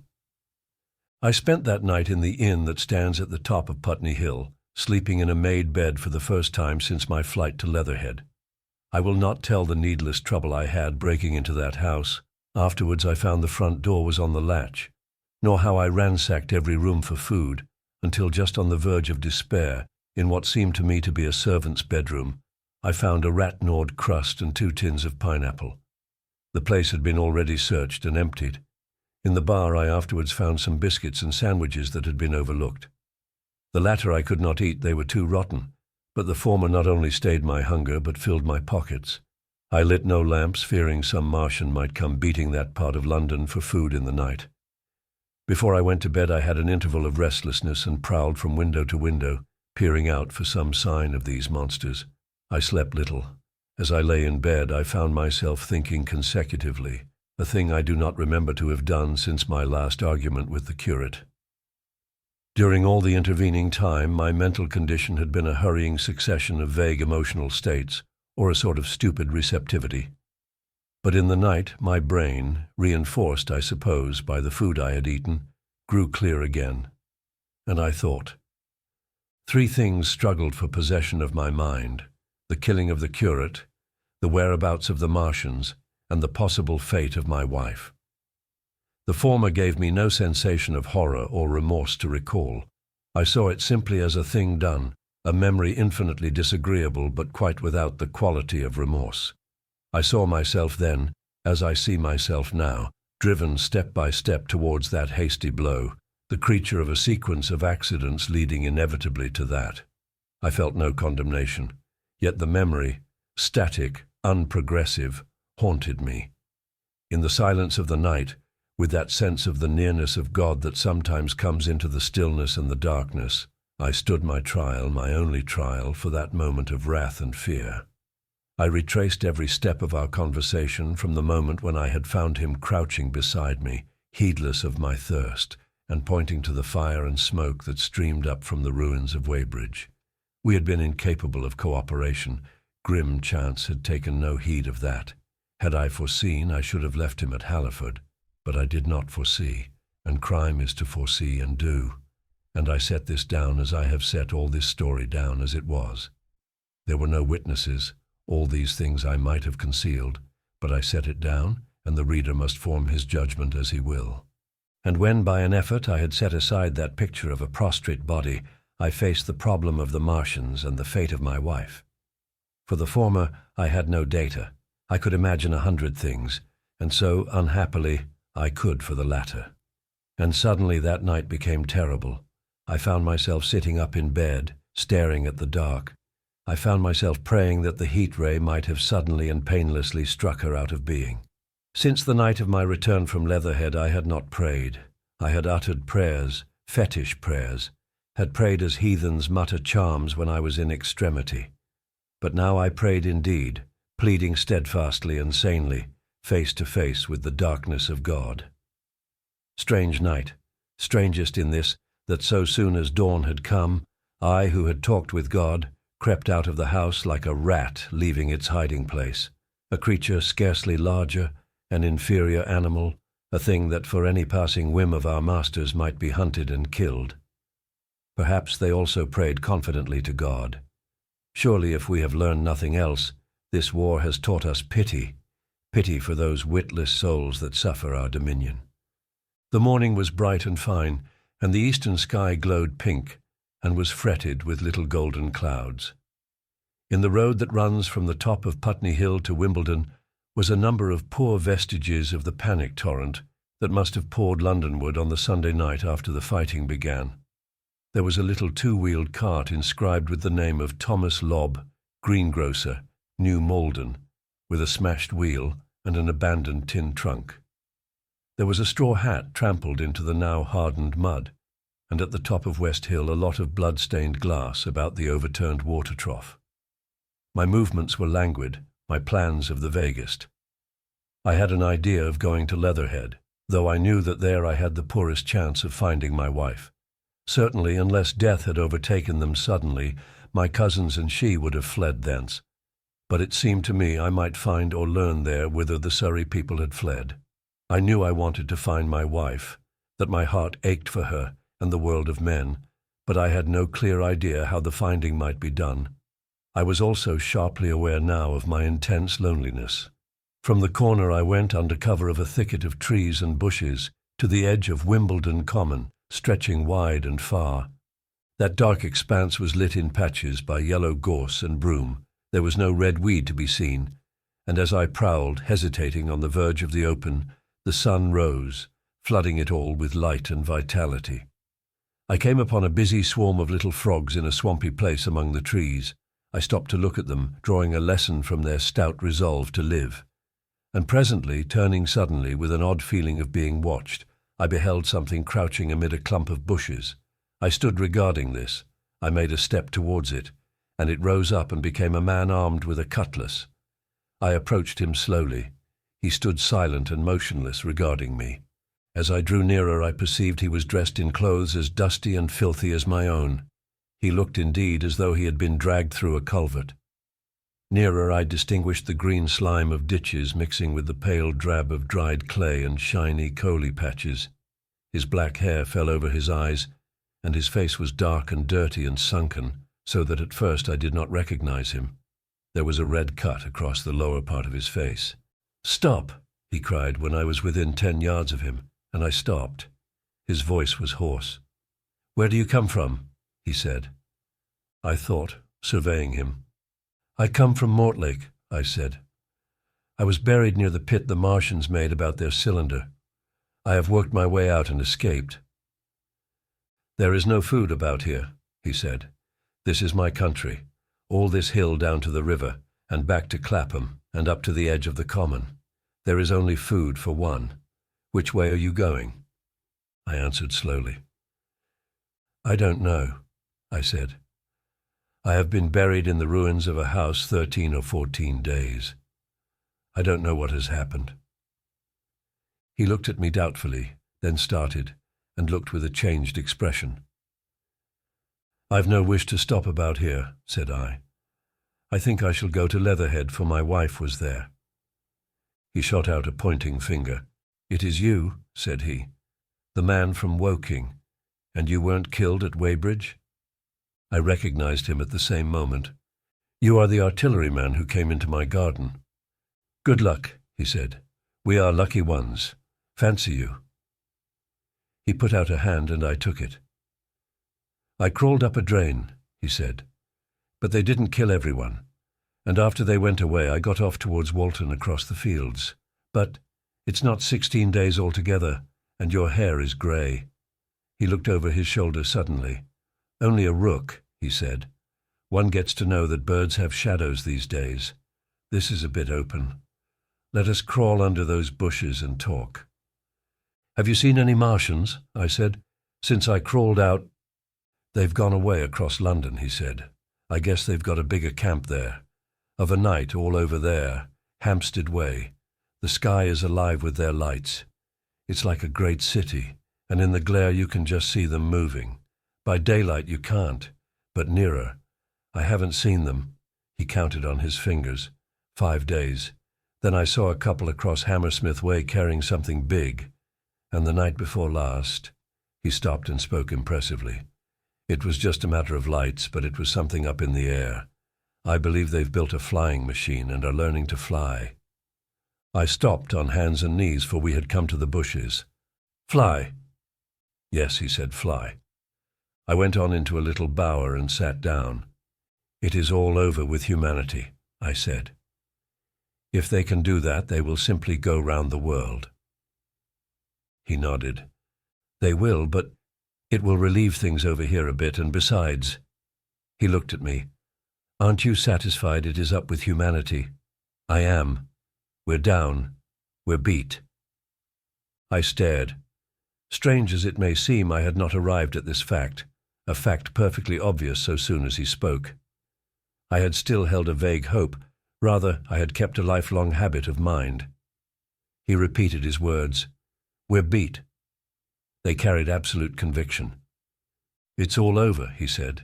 They've lost one, just one, and they've made their footing good and crippled the greatest power in the world. They've walked over us. The death of that one at Weybridge was an accident, and these are only pioneers. They kept on coming. These green stars, I've seen none these 5 or 6 days, but I've no doubt they're falling somewhere every night. Nothing's to be done. We're under. We're beat. I made him no answer. I sat staring before me, trying in vain to devise some countervailing thought. This isn't a war, said the artilleryman. It never was a war, any more than there's war between man and ants. Suddenly I recalled the night in the observatory. After the 10th shot they fired no more, at least until the first cylinder came. How do you know? Said the artilleryman. I explained. He thought. Something wrong with the gun, he said. But what if there is? They'll get it right again. And even if there's a delay, how can it alter the end? It's just men and ants. There's the ants builds their cities, live their lives, have wars, revolutions, until the men want them out of the way, and then they go out of the way. That's what we are now. Just ants. Only, yes, I said, we're eatable ants. We sat looking at each other. And what will they do with us? I said. That's what I've been thinking, he said. That's what I've been thinking. After Weybridge, I went south, thinking. I saw what was up. Most of the people were hard at it, squealing and exciting themselves. But I'm not so fond of squealing. I've been in sight of death once or twice. I'm not an ornamental soldier, and at the best and worst, death. It's just death, and it's the man that keeps on thinking comes through. I saw everyone tracking away south, says I. Food won't last this way, and I turned right back. I went for the Martians like a sparrow goes for man. All round, he waved a hand to the horizon. They're starving in heaps, bolting, treading on each other. He saw my face and halted awkwardly. "No doubt lots who had money have gone away to France," he said. He seemed to hesitate whether to apologize, met my eyes, and went on. "There's food all about here, canned things in shops, wines, spirits, mineral waters, and the water mains and drains are empty. Well, I was telling you what I was thinking. Here's intelligent things," I said, "and it seems they want us for food. First they'll smash us up. Ships, machines, guns, cities, all the order and organization. All that will go. If we were the size of ants we might pull through, but we're not. It's all too bulky to stop. That's the first certainty. Eh?" I assented. "It is. I've thought it out." "Very well then. Next. At present we're caught as we're wanted. A Martian has only to go a few miles to get a crowd on the run, and I saw one day out by Wandsworth, picking houses to pieces and routing among the wreckage. But they won't keep on doing that. So soon as they've settled all our guns and ships and smashed our railways and done all the things they are doing over there, they will begin catching us systematic, picking the best and storing us in cages and things. That's what they will start doing in a bit. Lord, they haven't begun on us yet. Don't you see that?" "Not begun," I exclaimed. "Not begun. All that's happened so far is through our not having the sense to keep quiet, worrying them with guns and such foolery, and losing our heads and rushing off in crowds to where there wasn't any more safety than where we were. They don't want to bother us yet. They're making their things, making all the things they couldn't bring with them, getting things ready for the rest of their people. Very likely that's why the cylinders have stopped for a bit, for fear of hitting those who are here, and instead of our rushing about blind on the howl or getting dynamite on the chance of busting them up, we've got to fix ourselves up according to the new state of affairs. That's how I figure it out. It isn't quite according to what a man wants for his species, but it's about what the facts point to, and that's the principle I acted upon. Cities, nations, civilization, progress, it's all over. That game's up. We're beat. But if that is so, what is there to live for?" The artilleryman looked at me for a moment. "There won't be any more blessed concerts for 1,000,000 years or so. There won't be any Royal Academy of Arts, and no nice little feeds at restaurants. If it's amusement you're after, I reckon the game is up. If you've got any drawing-room manners or a dislike to eating peas with a knife or dropping H's, you better chuck 'em away. They ain't no further use." "You mean?" "I mean that men like me are going on living for the sake of the breed. I tell you, I'm grim set on living, and if I'm not mistaken, you'll show what insides you've got too before long. We aren't going to be exterminated. And I don't mean to be caught either, and tamed and fattened and bred like a thundering ox. Ugh, fancy those brown creepers." "You don't mean to say—" "I do. I'm going on, under their feet. I've got it planned. I've thought it out. We men are beat. We don't know enough. We've got to learn before we've got a chance, and we've got to live and keep independent while we learn. See? That's what has to be done." I stared, astonished and stirred profoundly by the man's resolution. "Great God," cried I, "but you are a man indeed." And suddenly I gripped his hand. "Eh?" he said with his eyes shining. "I've thought it out, eh?" "Go on," I said. "Well, those who mean to escape their catching must get ready. I'm getting ready. Mind you, it isn't all of us that are made for wild beasts, and that's what it's got to be. That's why I watched you. I had my doubts. You're slender. I didn't know that it was you see, or just how you'd been buried. All these, the sort of people that lived in these houses, and all those damn little clerks that used to live down that way, they'd be no good. They haven't any spirit in them, no proud dreams and no proud lusts, and a man who hasn't one or the other. Lord, what is he but funk and precautions? They just used to skedaddle off to work. I've seen hundreds of 'em, bit of breakfast in hand, running wild and shining to catch their little season ticket train, for fear they'd get dismissed if they didn't. Working at businesses they were afraid to take the trouble to understand, skedaddling back for fear they wouldn't be in time for dinner, keeping indoors after dinner for fear of the back streets, and sleeping with the wives they married, not because they wanted them, but because they had a bit of money that would make for safety in their one little miserable skedaddle through the world. Lives insured and a bit invested for fear of accidents, and on Sundays, fear of the hereafter. As if hell was built for rabbits. Well, the Martians will just be a godsend to these. Nice roomy cages, fattening food, careful breeding, no worry. After a week or so chasing about the fields and lands on empty stomachs, they'll come and be caught cheerful. They'll be quite glad after a bit. They'll wonder what people did before there were Martians to take care of them, and the bar loafers and mashers and singers, I can imagine them, he said with a sort of somber gratification. There'll be any amount of sentiment and religion loose among them. There's hundreds of things I saw with my eyes that I've only begun to see clearly these last few days.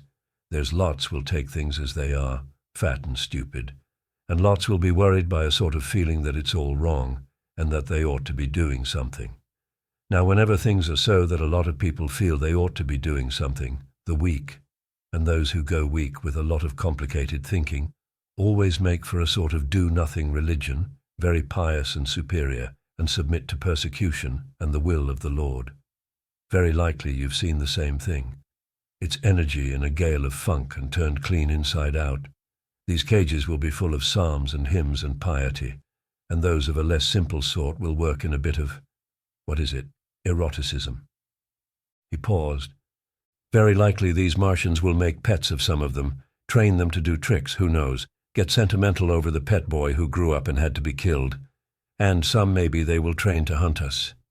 No, I cried, that's impossible. No human being.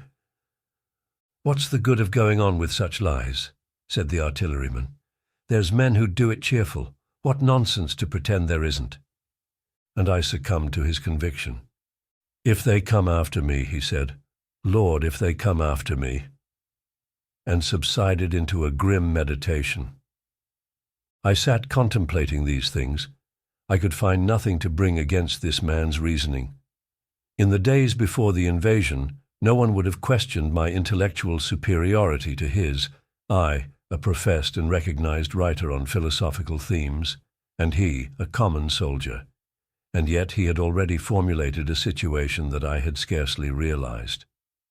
What are you doing? I said presently. What plans have you made? He hesitated. Well, it's like this, he said. What have we to do? We have to invent a sort of life where men can live and breed, and be sufficiently secure to bring the children up. Yes. Wait a bit, and I'll make it clearer what I think ought to be done. The tame ones will go like all tame beasts. In a few generations they'll be big, beautiful, rich-blooded, stupid, rubbish. The risk is that we who keep wild will go savage, degenerate into a sort of big, savage rat. You see, how I mean to live is underground. I've been thinking about the drains. Of course, those who don't know drains think horrible things, but under this London are miles and miles, hundreds of miles, and a few days' rain and London empty will leave them sweet and clean. The main drains are big enough and airy enough for anyone.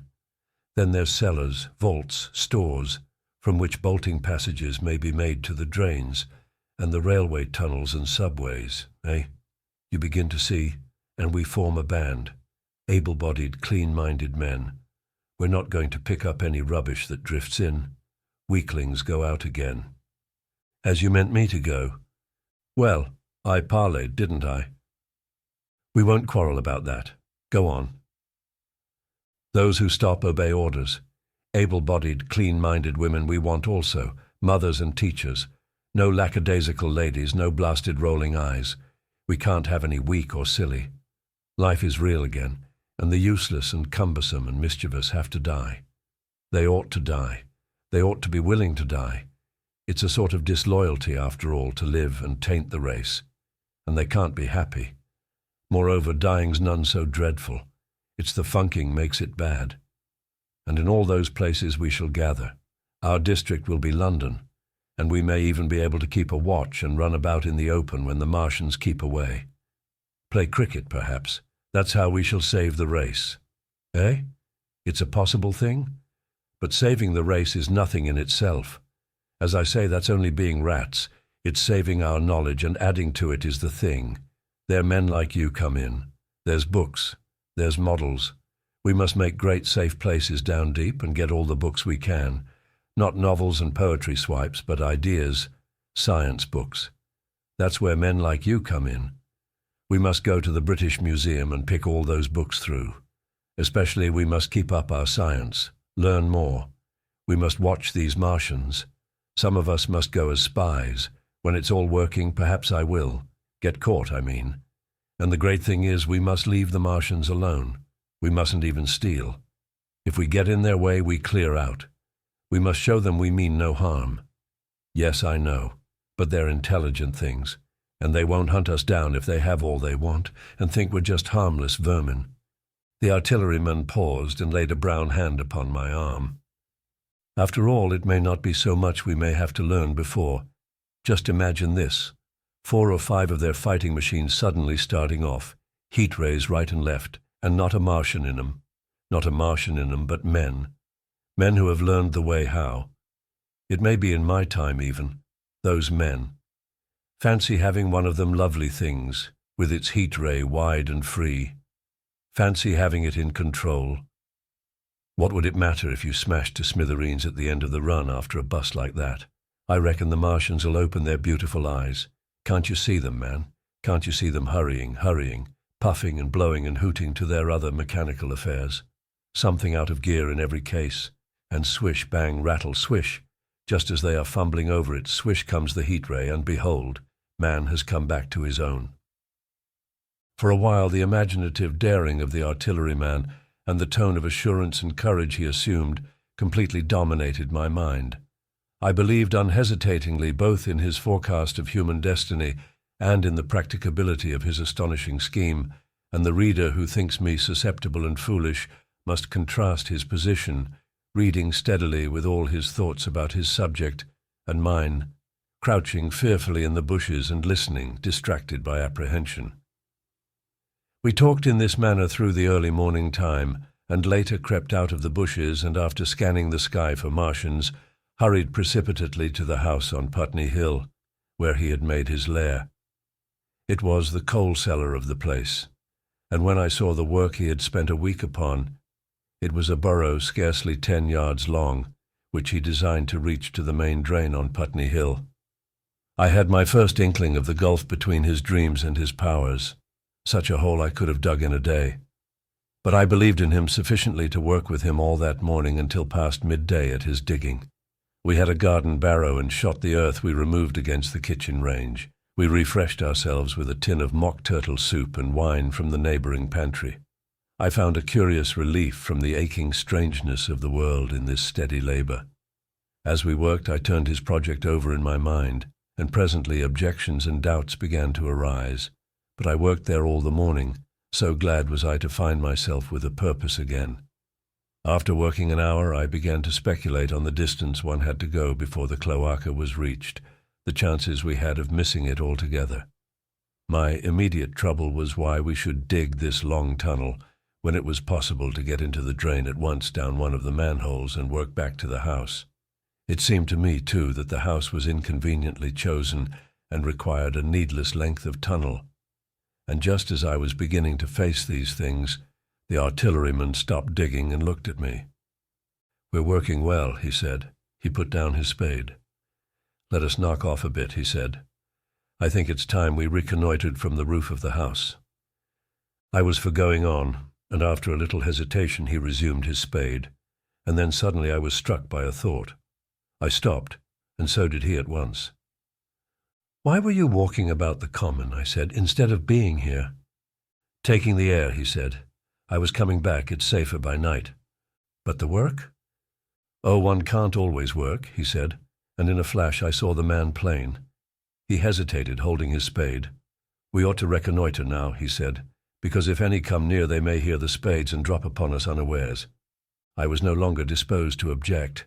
We went together to the roof and stood on a ladder peeping out of the roof door.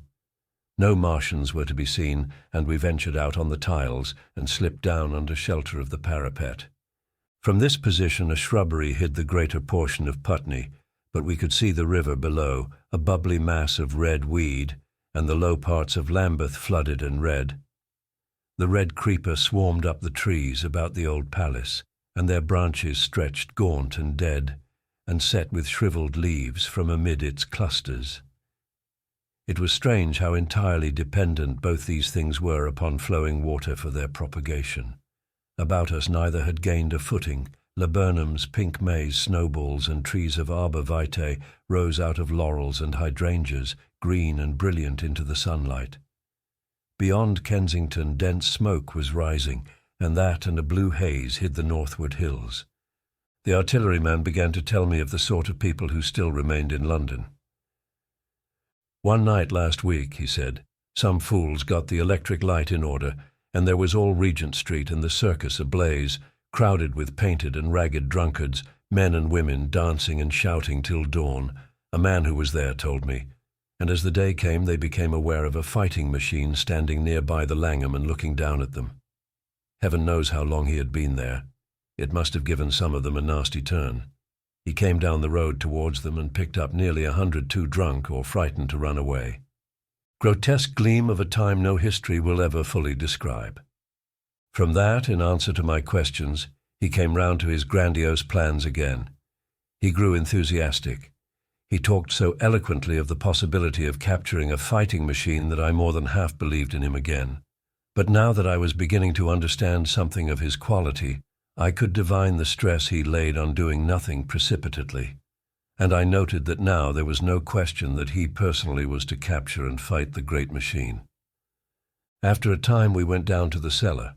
Neither of us seemed disposed to resume digging, and when he suggested a meal, I was nothing loath. He became suddenly very generous, and when we had eaten he went away and returned with some excellent cigars. We lit these, and his optimism glowed. He was inclined to regard my coming as a great occasion. "There's some champagne in the cellar," he said. "We can dig better on this Thameside Burgundy," said I. "No," said he. "I am host today. Champagne. Great God! We've a heavy enough task before us. Let us take a rest and gather strength while we may. Look at these blistered hands." And pursuant to this idea of a holiday, he insisted upon playing cards after we had eaten. He taught me euchre, and after dividing London between us, I taking the northern side and he the southern, we played for parish points. Grotesque and foolish as this will seem to the sober reader, it is absolutely true, and what is more remarkable, I found the card game and several others we played extremely interesting. Strange mind of man, that with our species upon the edge of extermination or appalling degradation, with no clear prospect before us but the chance of a horrible death, we could sit following the chance of this painted pasteboard and playing the joker with vivid delight. Afterwards he taught me poker, and I beat him at 3 tough chess games. When dark came, we decided to take the risk, and lit a lamp. After an interminable string of games, we supped, and the artilleryman finished the champagne. We went on smoking the cigars. He was no longer the energetic regenerator of his species I had encountered in the morning. He was still optimistic, but it was a less kinetic, a more thoughtful optimism. I remember he wound up with my health, proposed in a speech of small variety and considerable intermittence. I took a cigar and went upstairs to look at the lights of which he had spoken that blazed so greenly along the Highgate hills. At first I stared unintelligently across the London valley. The northern hills were shrouded in darkness. The fires near Kensington glowed redly, and now and then an orange-red tongue of flame flashed up and vanished in the deep blue night. All the rest of London was black. Then, nearer, I perceived a strange light, a pale, violet-purple fluorescent glow quivering under the night breeze. For a space I could not understand it, and then I knew that it must be the red weed from which this faint irradiation proceeded.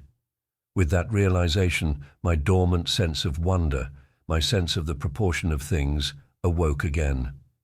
I glanced from that to Mars, red and clear, glowing high in the west, and then gazed long and earnestly at the darkness of Hampstead and Highgate. I remained a very long time upon the roof, wondering at the grotesque changes of the day. I recalled my mental states from the midnight prayer to the foolish card-playing. I had a violent revulsion of feeling.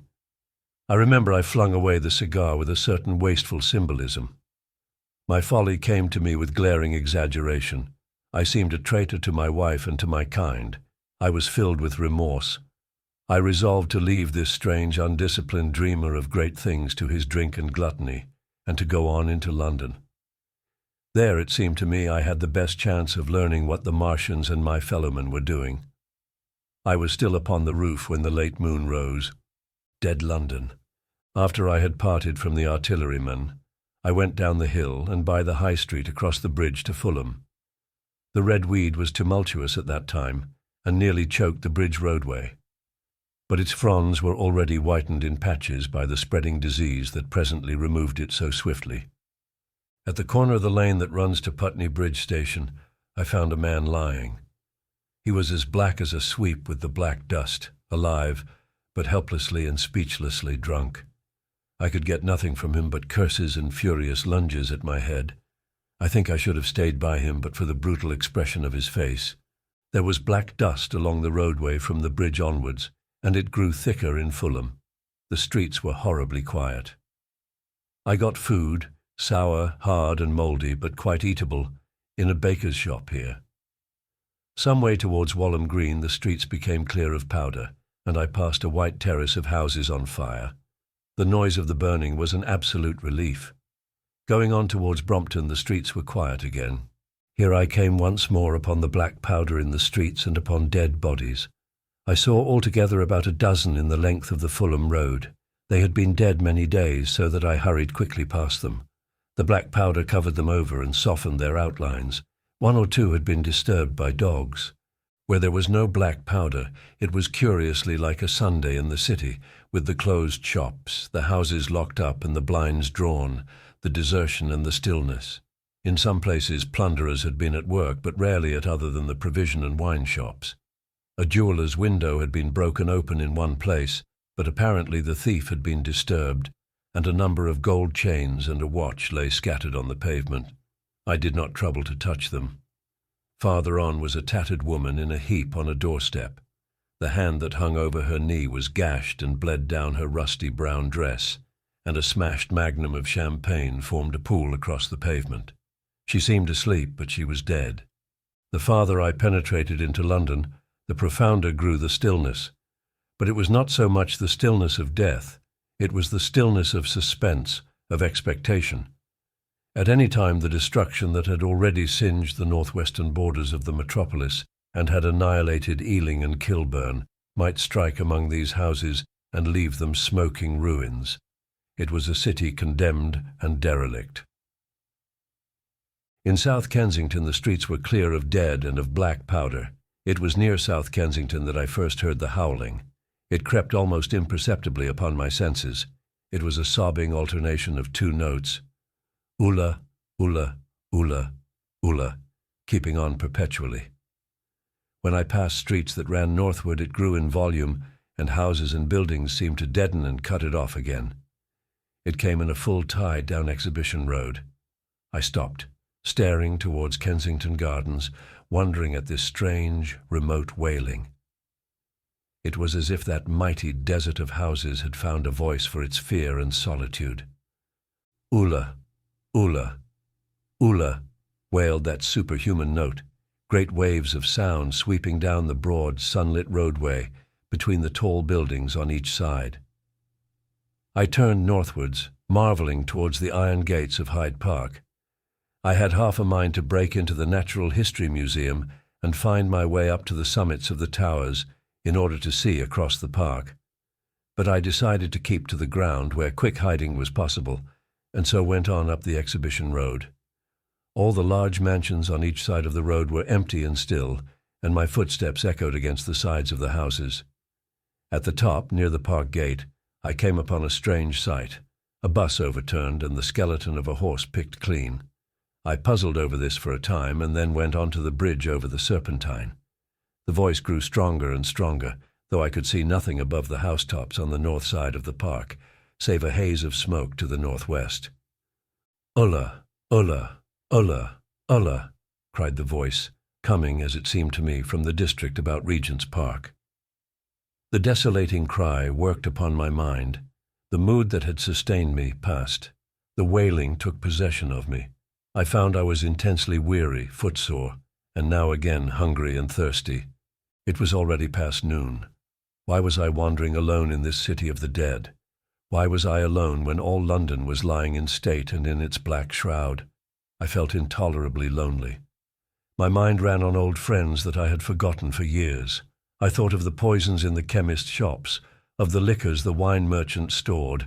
I recalled the two sodden creatures of despair who, so far as I knew, shared the city with myself. I came into Oxford Street by the Marble Arch, and here again were black powder and several bodies, and an evil, ominous smell from the gratings of the cellars of some of the houses. I grew very thirsty after the heat of my long walk. With infinite trouble I managed to break into a public house and get food and drink. I was weary after eating, and went into the parlour behind the bar, and slept on a black horsehair sofa I found there. I awoke to find that dismal howling still in my ears. Ulla, ulla, ulla. It was now dusk, and after I had routed out some biscuits and a cheese in the bar, there was a meat safe, but it contained nothing but maggots. I wandered on through the silent residential squares to Baker Street. Portman Square is the only one I can name, and so came out at last upon Regent's Park. And as I emerged from the top of Baker Street, I saw far away over the trees in the clearness of the sunset the hood of the Martian giant from which this howling proceeded. I was not terrified. I came upon him as if it were a matter of course. I watched him for some time, but he did not move.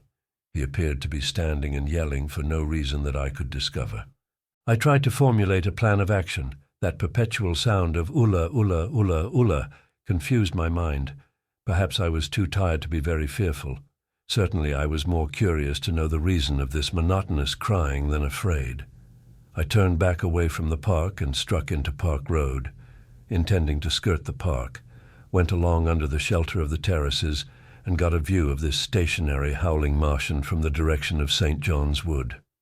A couple of 100 yards out of Baker Street I heard a yelping chorus, and saw, first a dog with a piece of putrescent red meat in his jaws coming headlong towards me, and then a pack of starving mongrels in pursuit of him. He made a wide curve to avoid me, as though he feared I might prove a fresh competitor. As the yelping died away down the silent road, the wailing sound of ulla, ulla, ulla, ulla reasserted itself. I came upon the wrecked handling machine halfway to St. John's Wood Station. At first I thought a house had fallen across the road. It was only as I clambered among the ruins that I saw, with a start, this mechanical Samson lying, with its tentacles bent and smashed and twisted, among the ruins it had made. The forepart was shattered. It seemed as if it had driven blindly straight at the house and had been overwhelmed in its overthrow. It seemed to me then that this might have happened by a handling machine escaping from the guidance of its Martian. I could not clamber among the ruins to see it, and the twilight was now so far advanced that the blood with which its seat was smeared and the gnawed gristle of the Martian that the dogs had left were invisible to me. Wondering still more at all that I had seen, I pushed on towards Primrose Hill. Far away, through a gap in the trees, I saw a second Martian, as motionless as the first, standing in the park towards the zoological gardens, and silent. A little beyond the ruins, about the smashed handling machine, I came upon the red weed again, and found the Regent's Canal, a spongy mass of dark red vegetation. As I crossed the bridge, the sound of ulla, ulla, ulla, ulla ceased. It was, as it were, cut off. The silence came like a thunderclap. The dusky houses about me stood faint and tall and dim. The trees towards the park were growing black. All about me the red weed clambered among the ruins, writhing to get above me in the dimness. Night, the mother of fear and mystery, was coming upon me. But while that voice sounded, the solitude, the desolation, had been endurable. By virtue of it, London had still seemed alive, and the sense of life about me had upheld me. Then suddenly a change, the passing of something, I knew not what, and then a stillness that could be felt. Nothing but this gaunt quiet. London about me gazed at me spectrally. The windows in the white houses were like the eye sockets of skulls. About me my imagination found 1,000 noiseless enemies moving. Terror seized me, a horror of my temerity. In front of me the road became pitchy black as though it was tarred, and I saw a contorted shape lying across the pathway. I could not bring myself to go on. I turned down St. John's Wood Road and ran headlong from this unendurable stillness towards Kilburn. I hid from the night and the silence until long after midnight, in a cabman's shelter in Harrow Road. But before the dawn my courage returned, and while the stars were still in the sky, I turned once more towards Regent's Park. I missed my way among the streets and presently saw down a long avenue in the half-light of the early dawn the curve of Primrose Hill. On the summit, towering up to the fading stars, was a third Martian, erect and motionless like the others. An insane resolve possessed me. I would die and end it, and I would save myself even the trouble of killing myself. I marched on recklessly towards this Titan, and then, as I drew nearer and the light grew, I saw that a multitude of black birds was circling and clustering about the hood. At that my heart gave a bound, and I began running along the road. I hurried through the red weed that choked St. Edmund's Terrace. I waded breast-high across a torrent of water that was rushing down from the waterworks towards the Albert Road, and emerged upon the grass before the rising of the sun. Great mounds had been heaped about the crest of the hill, making a huge redoubt of it.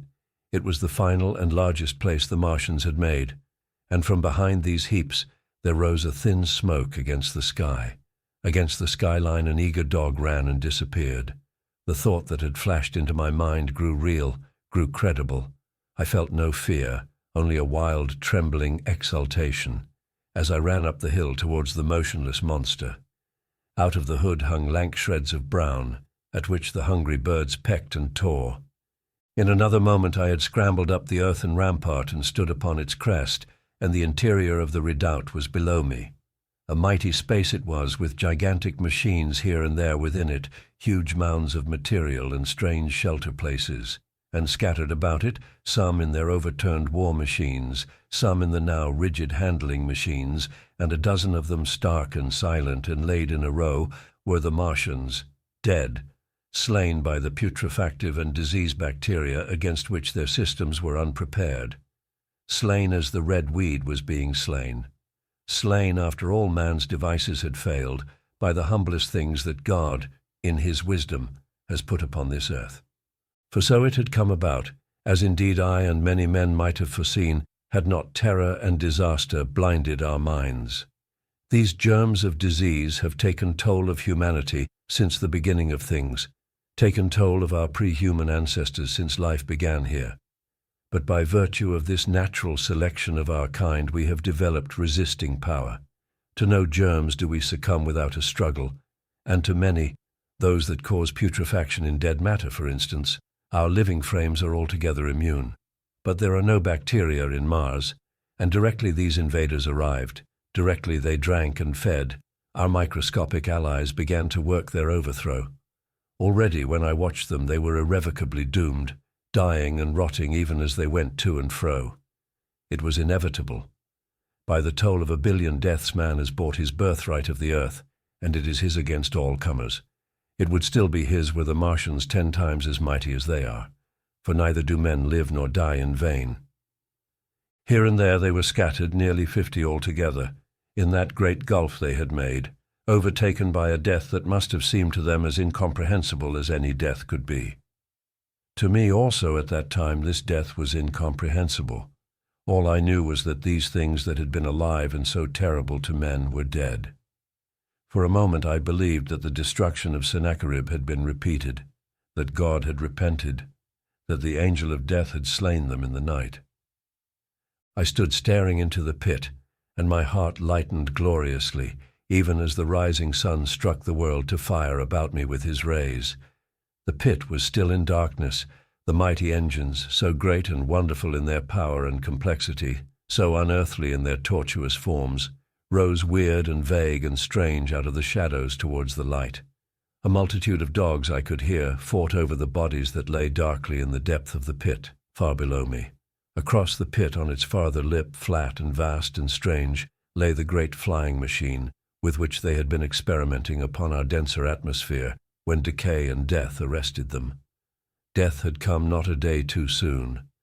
At the sound of a cawing overhead, I looked up at the huge fighting machine that would fight no more forever, at the tattered red shreds of flesh that dripped down upon the overturned seats on the summit of Primrose Hill. I turned and looked down the slope of the hill to where, enhaloed now in birds, stood those other two Martians that I had seen overnight, just as death had overtaken them. The one had died, even as it had been crying to its companions. Perhaps it was the last to die, and its voice had gone on perpetually until the force of its machinery was exhausted. They glittered now, harmless tripod towers of shining metal, in the brightness of the rising sun. All about the pit, and saved as by a miracle from everlasting destruction, stretched the great mother of cities. Those who have only seen London veiled in her sombre robes of smoke can scarcely imagine the naked clearness and beauty of the silent wilderness of houses. Eastward, over the blackened ruins of the Albert Terrace and the splintered spire of the church, the sun blazed dazzling in a clear sky, and here and there some facet in the great wilderness of roofs caught the light and glared with a white intensity.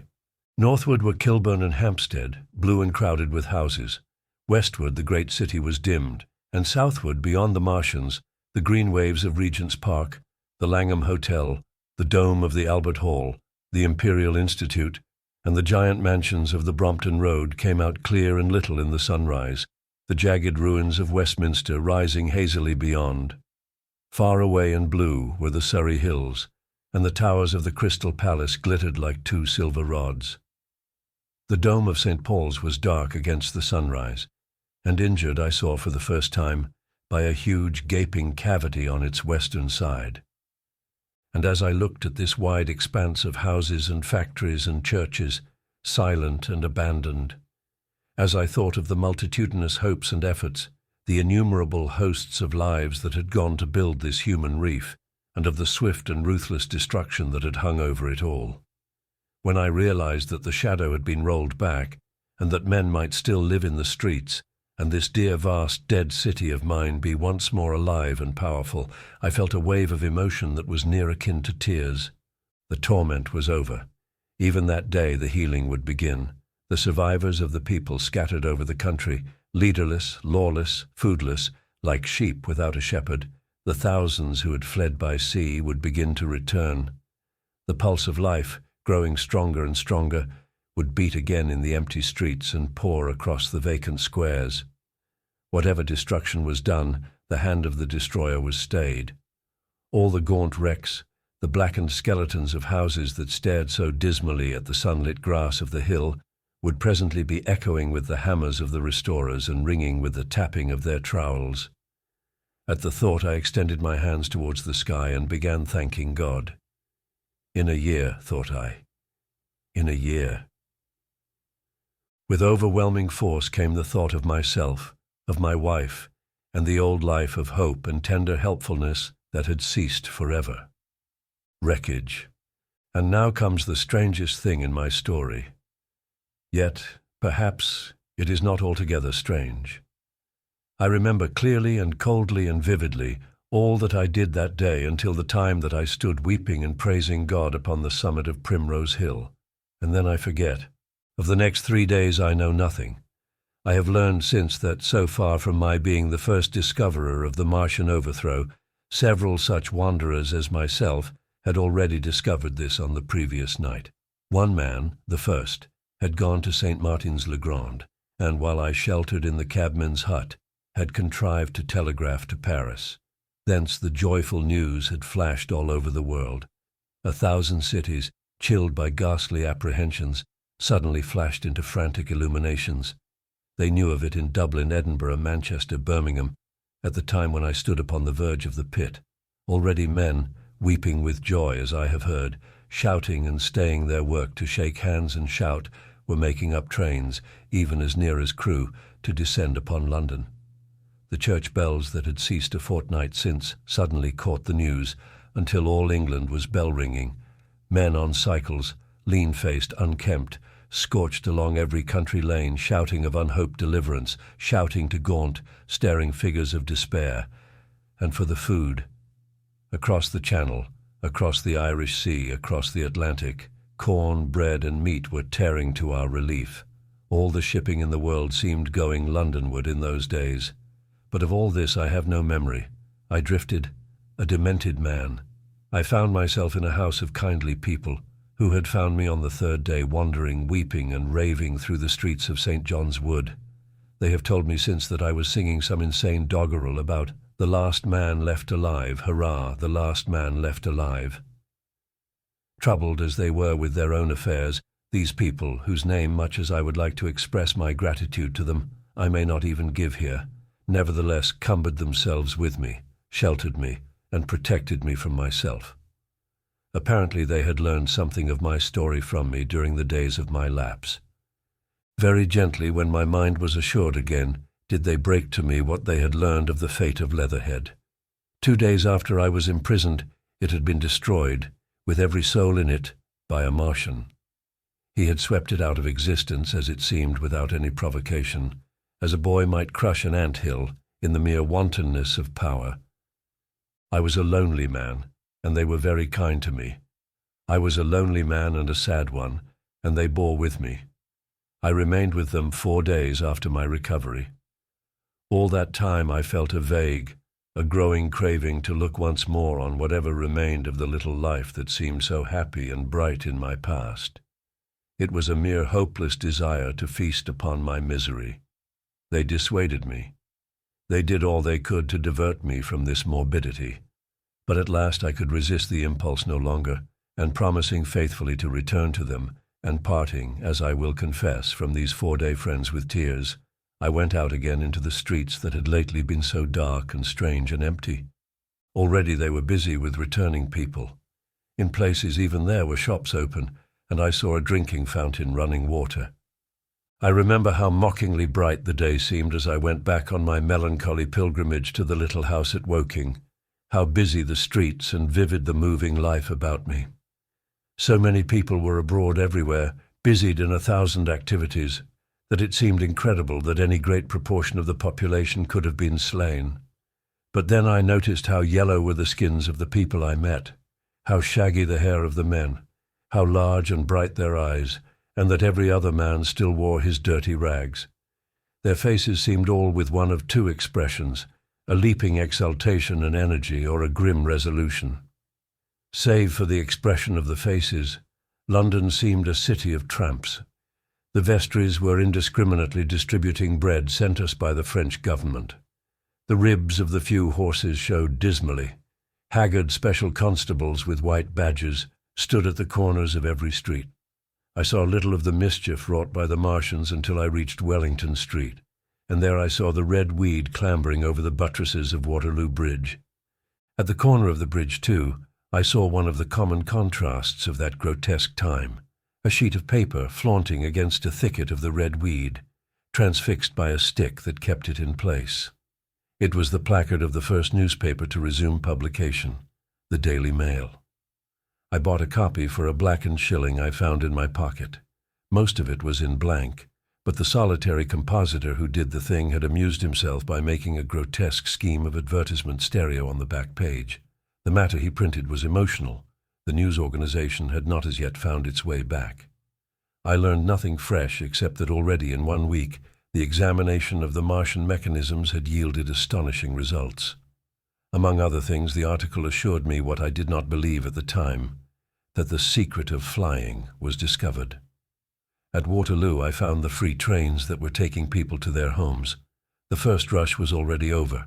There were few people in the train, and I was in no mood for casual conversation. I got a compartment to myself and sat with folded arms, looking greyly at the sunlit devastation that flowed past the windows. And just outside the terminus the train jolted over temporary rails, and on either side of the railway the houses were blackened ruins. To Clapham Junction, the face of London was grimy with powder of the black smoke, in spite of 2 days of thunderstorms and rain, and at Clapham Junction the line had been wrecked again. There were hundreds of out-of-work clerks and shopmen working side by side with the customary navvies, and we were jolted over a hasty relaying. All down the line from there the aspect of the country was gaunt and unfamiliar. Wimbledon particularly had suffered. Walton, by virtue of its unburned pine woods, seemed the least hurt of any place along the line. The Wandle, the Mole, every little stream, was a heaped mass of red weed. in appearance between butcher's meat and pickled cabbage. The Surrey pine woods were too dry, however, for the festoons of the red climber. Beyond Wimbledon, within sight of the line in certain nursery grounds, were the heaped masses of earth about the sixth cylinder. A number of people were standing about it, and some sappers were busy in the midst of it. Over it flaunted a Union Jack, flapping cheerfully in the morning breeze. The nursery grounds were everywhere crimson with the weed, a wide expanse of livid colour cut with purple shadows, and very painful to the eye. One's gaze went with infinite relief from the scorched greys and sullen reds of the foreground to the blue-green softness of the eastward hills. The line on the London side of Woking Station was still undergoing repair, so I descended at Byfleet Station and took the road to Maybury, past the place where I and the artilleryman had talked to the hussars, and on by the spot where the Martian had appeared to me in the thunderstorm. Here, moved by curiosity, I turned aside to find, among a tangle of red fronds, the warped and broken dog-cart, with the whitened bones of the horse scattered and gnawed. For a time I stood regarding these vestiges. Then I returned through the pine wood, neck-high with red weed here and there, to find the landlord of the spotted dog had already found burial, and so came home past the College Arms. A man standing at an open cottage door greeted me by name as I passed. I looked at my house with a quick flash of hope that faded immediately. The door had been forced. It was unfast and was opening slowly as I approached. It slammed again. The curtains of my study fluttered out of the open window from which I and the artilleryman had watched the dawn. No one had closed it since. The smashed bushes were just as I had left them nearly 4 weeks ago. I stumbled into the hall, and the house felt empty. The stair carpet was ruffled and discolored where I had crouched, soaked to the skin from the thunderstorm the night of the catastrophe. Our muddy footsteps I saw still went up the stairs. I followed them to my study and found lying on my writing table still, with the selenite paper weight upon it, the sheet of work I had left on the afternoon of the opening of the cylinder. For a space I stood reading over my abandoned arguments. It was a paper on the probable development of moral ideas with the development of the civilizing process, and the last sentence was the opening of a prophecy. In about 200 years, I had written, we may expect. The sentence ended abruptly. I remembered my inability to fix my mind that morning, scarcely a month gone by, and how I had broken off to get my daily chronicle from the newsboy. I remembered how I went down to the garden gate as he came along, and how I had listened to his odd story of men from Mars. I came down and went into the dining room. There were the mutton and the bread, both far gone now in decay, and a beer bottle overturned, just as I and the artilleryman had left them. My home was desolate. I perceived the folly of the faint hope I had cherished so long. And then a strange thing occurred. "It is no use," said a voice. "The house is deserted. No one has been here these 10 days. Do not stay here to torment yourself. No one escaped but you." I was startled. Had I spoken my thought aloud? I turned, and the French window was open behind me. I made a step to it and stood looking out. And there, amazed and afraid, even as I stood amazed and afraid, were my cousin and my wife white and tearless. She gave a faint cry. "I came," she said. "I knew. She put her hand to her throat, swayed. I made a step forward and caught her in my arms. The Epilogue. I cannot but regret, now that I am concluding my story, how little I am able to contribute to the discussion of the many debatable questions which are still unsettled. In one respect, I shall certainly provoke criticism. My particular province is speculative philosophy. My knowledge of comparative physiology is confined to a book or two, but it seems to me that Carver's suggestions as to the reason of the rapid death of the Martians is so probable as to be regarded almost as a proven conclusion. I have assumed that in the body of my narrative. At any rate, in all the bodies of the Martians that were examined after the war, no bacteria except those already known as terrestrial species were found, that they did not bury any of their dead, and the reckless slaughter they perpetrated point also to an entire ignorance of the putrefactive process. But probable as this seems, it is by no means a proven conclusion. Neither is the composition of the black smoke known, which the Martians used with such deadly effect, and the generator of the heat rays remains a puzzle.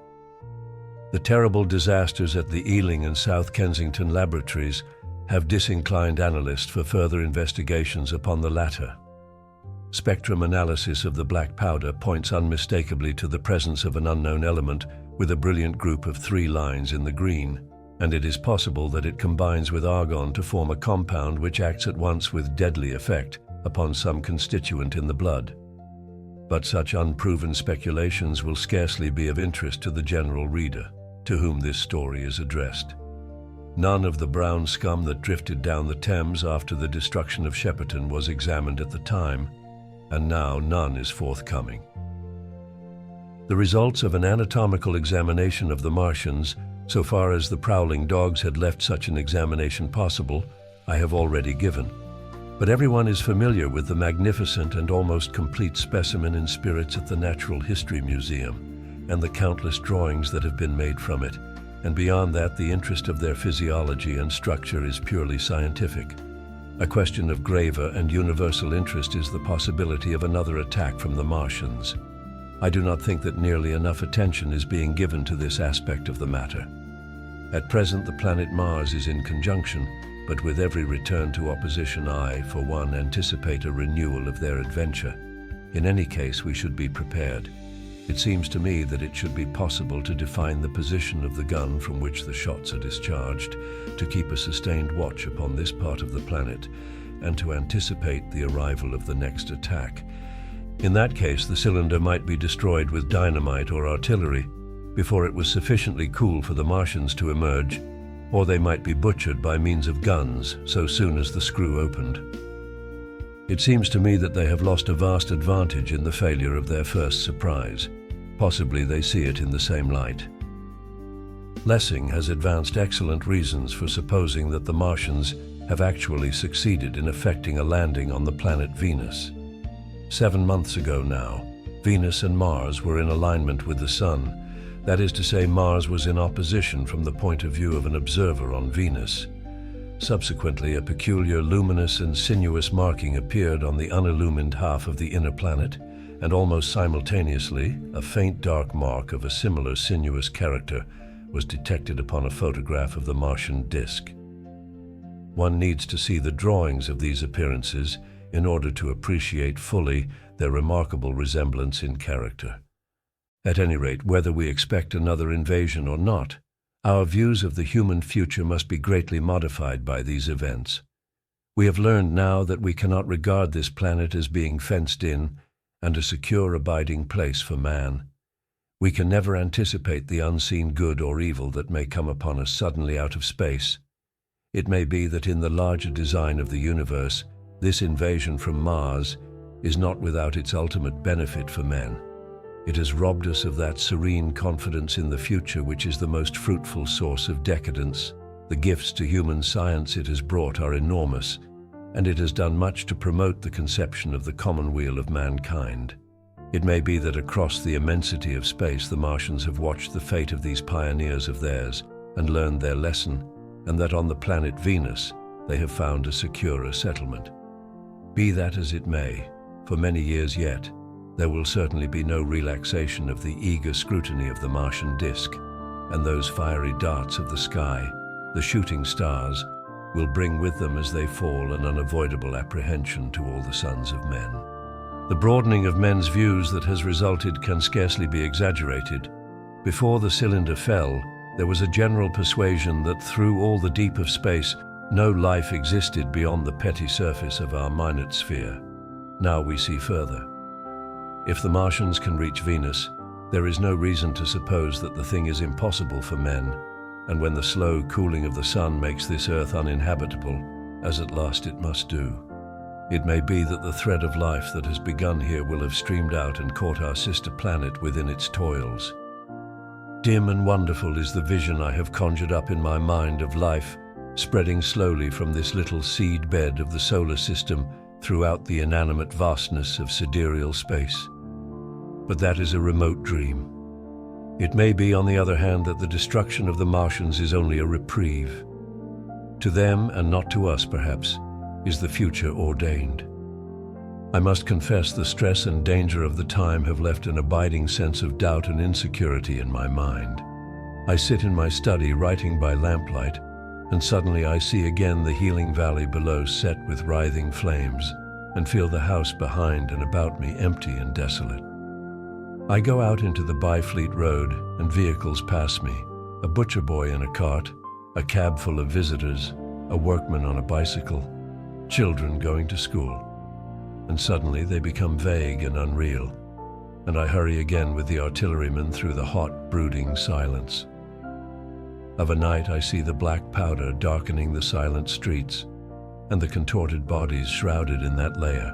They rise upon me tattered and dog-bitten. They gibber and grow fiercer, paler, uglier, mad distortions of humanity at last, and I wake, cold and wretched, in the darkness of the night. I go to London and see the busy multitudes in Fleet Street and the Strand, and it comes across my mind that they are but the ghosts of the past, haunting the streets that I have seen silent and wretched, going to and fro, phantasms in a dead city, the mockery of life in a galvanized body. And strange, too, it is to stand on Primrose Hill, as I did but a day before writing this last chapter, to see the great province of houses, dim and blue through the haze of the smoke and mist, vanishing at last into the vague lower sky, to see the people walking to and fro among the flower beds on the hill, to see the sightseers about the Martian machine that stands there still, to hear the tumult of playing children, and to recall the time when I saw it all bright and clear-cut, hard and silent under the dawn of that last great day. And strangest of all is it to hold my wife's hand again, and to think that I have counted her, and that she has counted me among the dead.